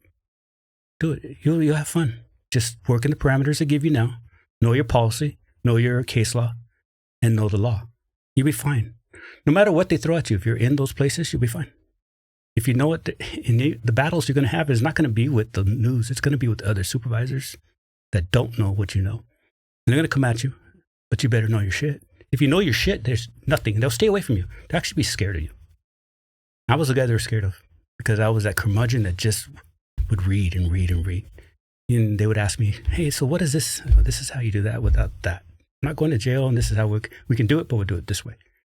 They learned real quick that I wasn't going to bullshit. I didn't bullshit anybody. My partners wanted to be around me. There was none of that, I was a bad person. I think I conducted myself honorably, and I looked out for everybody. I was never a sore thumb. And so, people looked at me like, you could be your best friend or your worst enemy. And it's not a bad thing. I want people to fear you. You want people to fear you in law enforcement. Not scared like I'm going to cry, but don't fuck with that guy. Because the right reasons. He knows his shit. It takes a while to get there. You're a dumbass for so many years. I wish I was that guy at the beginning. I was a dumbass. But at the end, it was good. My last, I got to say 20 years. Because even OSS, second half of OSS when I really learned, all the way to when I retired. Fantastic. Good reputation. Everybody was cool to me. Had a lot of good people want to work with me. They make it, in a weird way, they make it easy. They give you a manual that says, hey, these are the policies of our organization. Operate inside these policies. There's a nice little book called the Penal Code or the Health Safe Code, whatever it is. These are the laws. If somebody breaks the law, it's not hard. Very simple if you really boil it down. It's not hard. And then when I started bugs, it's federal law. And I learned it. Once I said, this is what I'm going to be doing, give me Title 18. I want to read that shit. I'm going to read the fourth. I'm going to read what eavesdropping is. I want to know the laws and where I can stay. The parameters of my career. You should do that with everything. You're a cook. You know how far to boil shit. I know everything about this egg. I want to know everything. This is my life. This is my livelihood. There's going to be no excuse that I screwed it up because I didn't know something that should have been obviously known. I should have educated myself. And I demanded that about my partners. My partners, if you want to be part of my team or around my circle, not on the big team, but close to me, I'm going to trust you. And if you're faulty, I'll help you. We'll help each other too, because I don't know everything. But I'm going to help you be not a liability. When you get to those units where you can go to prison for one mistake, you recorded somebody too long. Like the court order says, this is the time you can record, and you didn't do that, or you did a lawyer who came in the conversation because that's all privilege. You didn't know the lawyer was going to walk in the room. How come you didn't figure that out? These are super, super narrow parameters. You better fucking be in them. And there's no excuse to it. And I had this argument with my team. No such thing as failures. We put 2 or 3 of everything. I'm doing a bug, there's 2. Minimum 2. Because shit fails. There's no such thing as failure. We're doing something because a homicide wants to put a person in prison for killing somebody. Someone is dead. Someone's family is grieving. We're going to do everything. I don't want anyone coming to me saying, you screwed that up. We got a confession and your shit didn't work. So we're double tripling. I don't care. We're doing it all because this is important. And it's not just important to the investigators, it's important to people that you don't, civilians, people that are affected by this. These people are waiting for you to do the job. Do it right. You're getting paid for it. They're going to train you to do it. They're going to give you the best equipment. What's the excuse? You're just lazy? You didn't check the batteries? You didn't check the batteries. You didn't even put them on the meter. What the hell is wrong with you? Failures happen all the time. I'm redundant. Redundancy is great. I love that shit. Just put them all. We have 50. We're going to hide them everywhere. And it works. And when failures happen, we were always covered. And my guys learned that. This is a standard that I demanded with my guys. And they're great people, great investigators. So it came out to be it was well received because we ended up looking good. And we got kudos. No one gives you a parade. But the homicide guys are like, 80% of all homicides are solved because of tech ops. True fact. The OG god of homicide said exactly 80% all by tech ops. What's the best witness? Their own voice. You get them talking about something to the baby mama. He's taking a deal or he's screwed when he gets up on there, gets in the stand or goes to court. That's what we would do. I'm going to get a tracker and we're going to track to the house where you did something. We did one for Ed Buck. Remember Ed Buck, the big bundler for the Democrats? That was ours. He's in, I'm going to say it, get in trouble. He's in prison. A big part by the IO, his name is Q, kicked ass. And then we gave him the smoking gun. Ed Buck is in prison because the smoking gun was given to the investigator by Tech Ops. And it was a hell of a job. Me and my partner lived at Ed Buck's apartment. But how many people did he kill? How many people was he going to kill? It works. There's no parades. There's no medals. But it works because I'm happy with it. I'm very proud of that job. Proud of all those jobs. We did some good shit and no one will ever know. But it's very satisfying. You got to want it yourself. You got to feel good with yourself. Don't expect anything. It's good. I still remember I'd just gotten into fraud. And I went to my first fraud conference. I'm up there for the week, wherever it was at, Northern California, whatever it was. And you're looking at all the classes each day. And every day there was the lock-picking class. And I remember saying to myself, like, what the hell? Yeah. And then literally, you know, the Wednesday night or Thursday night before the last day, sitting in the bar with the 2 ex-cops who were teaching the class. Hey, have you taken the class yet? No, why do I need to learn? And then they started going into their stories. And they were now working the corporate side. And they're like, yeah, we go in at 2 o'clock in the morning. Mm-hmm. And we go into somebody's office. And we image the drive. Mm-hmm. And we put everything back before they ever know what's going on. Mm-hmm. And he goes, you really don't want to be fucking the lock and pull the whole tumbler out with you or something, you know? And I was like, I guess I need to take the lock picking class. They'll never know you're there. That's the point. They should never know you're there. You never introduce anything that wasn't already there. So you have to take advantage of what's already in the room. So you have to have surveys, or you have to have an idea of what you're going to do if it's new. And it's got to be foolproof. They cannot find it. And the stuff we have is so tiny. And I've never had anything found on me. And I put in hundreds, LA County, hundreds of units. Never. Because we did the training, we had the right equipment, we prepared. Writing warrants, like writing all those warrants at OSS, 20 location warrants. Working OSS, it's all association. So I want that gangster for that shooting. I'm going to hit this whole gang at 3 o'clock in the morning, the whole gang is going down. So you have to write the warrant for 20 locations, 15 locations. And fitting up all those places and is the preparation it takes for that, to put 20 teams in the field, full kit, hit a door on a attempted murder suspect. He could be possibly at any location. We're looking for the strap. The responsibility it takes to write that paper is incredible. So I took it very, very seriously, and we all did, because we knew if it goes wrong, my warrant's going to be on somebody's billboard, and they're going to go through a fine-tooth comb every letter. It better be tight. So I would give it to my sergeant, and my sergeant would give it to my lieutenant, and my lieutenant would give it back to sergeant and come back to me, and it would go back and forth. I appreciated that oversight because I knew how important it is. I don't want to send my guys into a house that we didn't do a run to see if those weapons there or parolee living there. You got to do every house like it's your house. It takes work. It takes a lot of fucking work, but you have to enjoy your job. And I loved it, enjoyed it. I would have retired there if this certain commander didn't take over the unit and screw it all up. But it was a great job, great unit.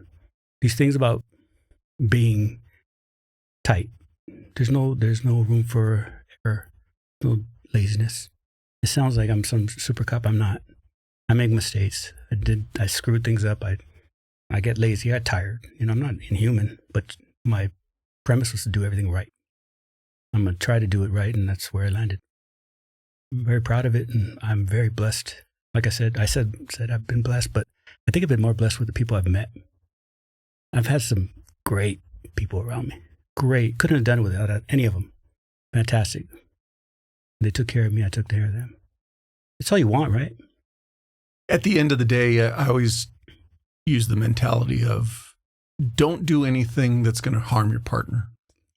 Exactly. And as I came through my career, when you start working for your friends who are promoting up, you always say to yourself, I'm not going to do something stupid that's going to put you in an awkward position as my boss. Absolutely. And it just goes back to taking care of your people, being a good teammate. They'll come back.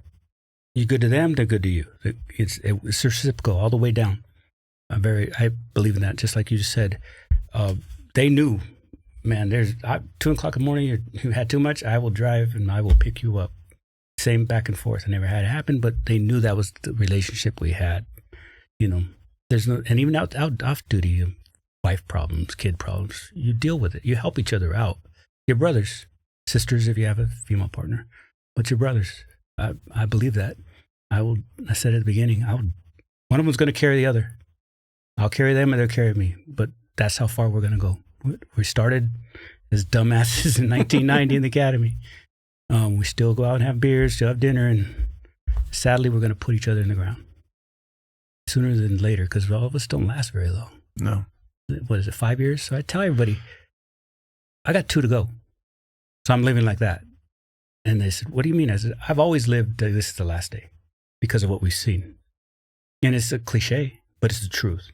I've always lived like the last day. When your kid wants to play baseball and you go, I'm tired, get the hell up and go throw the ball. And I remember telling myself, you're not promised tomorrow. Get up and do it. Don't be a lazy ass.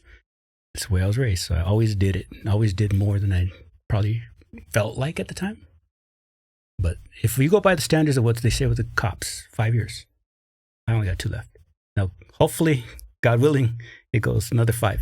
But if you live like that, I don't think I can fail because I take time with all my important stuff.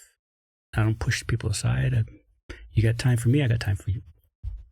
But it's also equally important. You've got things in your life that keep you busy, keep you occupied. You've created a podcast. It's all those things that keep you looking at tomorrow. Yes, yep, exactly. I make leather work. I have a whole shop of leather. So I do leather stuff. I do like 3D printing. I do all kinds of stuff. 'Cause my grandkids want like a figure of like Pokemon, and I'll put it in the 3D printer. It's for the family. It's more that, and the leather works for me. I don't sell anything. I don't have a company, but I just do, you want a bag, and I make them a bag. And I've gotten really good at it. I just started when I retired. Gotten really good at it. So I make stupid stuff, but I'm always thinking, you're going to bring back Tex Shoemaker, man. I should. Oh, my God. Remember that? Go get your wallet. Go get your wallet, Texas. San Dimas. Yep. Yeah, you walk in and give you a new one. It's torn. Here's a new one. Yeah, those days are over, man. It's so expensive to buy that stuff. But you have to be busy. And it's corny because everyone says that. Oh, when you retire, you have to have something to do. I know guys that have shit to do and are happy as hell. And their famous motto is, I don't do shit. It's a true story. But if you're legitimately happy not doing shit, then that's okay. There's the other side of it is they're unhappy, they're disgruntled, and they have nothing else in their life. Exactly. There's both. And it's all about this individual person. His pet peeve or his beef was, my wife makes me take her to TJ Maxx. Terrence Smith, investigator for family crimes, special victims. He said, only bad part of my life is I got to go to TJ Maxx and Kirkland's. he said it's my own personal hell. And I just said, hey, dude, I know you. That's fine with you. You're good with it. And I talk to him all the time. And anybody needs to talk to me, I tell him, call me. There's people that can do that. Gonna hang out. Not me. I have too much. I'm crazy. I gotta keep busy. I always close out the episodes giving them the opportunity to talk about or give any last piece of advice to somebody who's listening, who's coming towards their transition. Anything you want to kind of close out with? Ready to retire? The most pressure coming out of retirement or going into retirement is what is life going to look like financially? Like, are they going out medical? Or they're going to stay in the state? That's the pressures. Those are the things that I remember thinking, okay, I got to get these things in line. You go into all these meetings trying to figure out how much money you're going to get and put your deferred comp here, all these different things. It's stressful. And I know guys doing it because they're calling me, hey, what do I do? What do I do? Take advantage of your units like Lacera. Go in there and just ask them how to do it. It'll make it simpler. And if you got time, get ready way before. If you know you're retiring in 2030, you should be preparing now. You should be already thinking of how you're going to get the hell out and get it done right. Because that's such a stressful thing. I see guys get in trouble with the deferred comp and the medical. Because they're still going to medical after they're retired. So you're already retired, but you're still going to pain and you're going to therapy. That's where I see the complaints from my guys. Other than that, it's got to be your family. Are you happy? You got a good family? Your wife and kids still with you? Second marriage, third marriage? Depends on what they're doing. But everybody should find a way. We get paid really well. I have a partner who calls me every payday, it's a true story, and just starts laughing on the phone. Just starts literally laughing. And I said, payday, huh? He goes, yep. Cool, you earned it. We pay our own retirement. We don't get Social Security. Not like this big government give out. I paid so much. Have you ever see how much money you put into retirement? I don't know. You're private too, right? No, we're purse. Okay, see. So you put in. We deserve it. No, thank you for having me on. I appreciate it. Thank you for your time. I appreciate you sharing your story, and I wish you all the best going forward. You too. As always, thank you for listening or watching the episode. If you have any comments or questions, feel free to reach out on social media or send me an email. The links are all in the show notes. I'd love to hear from you. Also, if you're not already, please follow the podcast on whatever platform you get your podcasts. You can also subscribe on YouTube.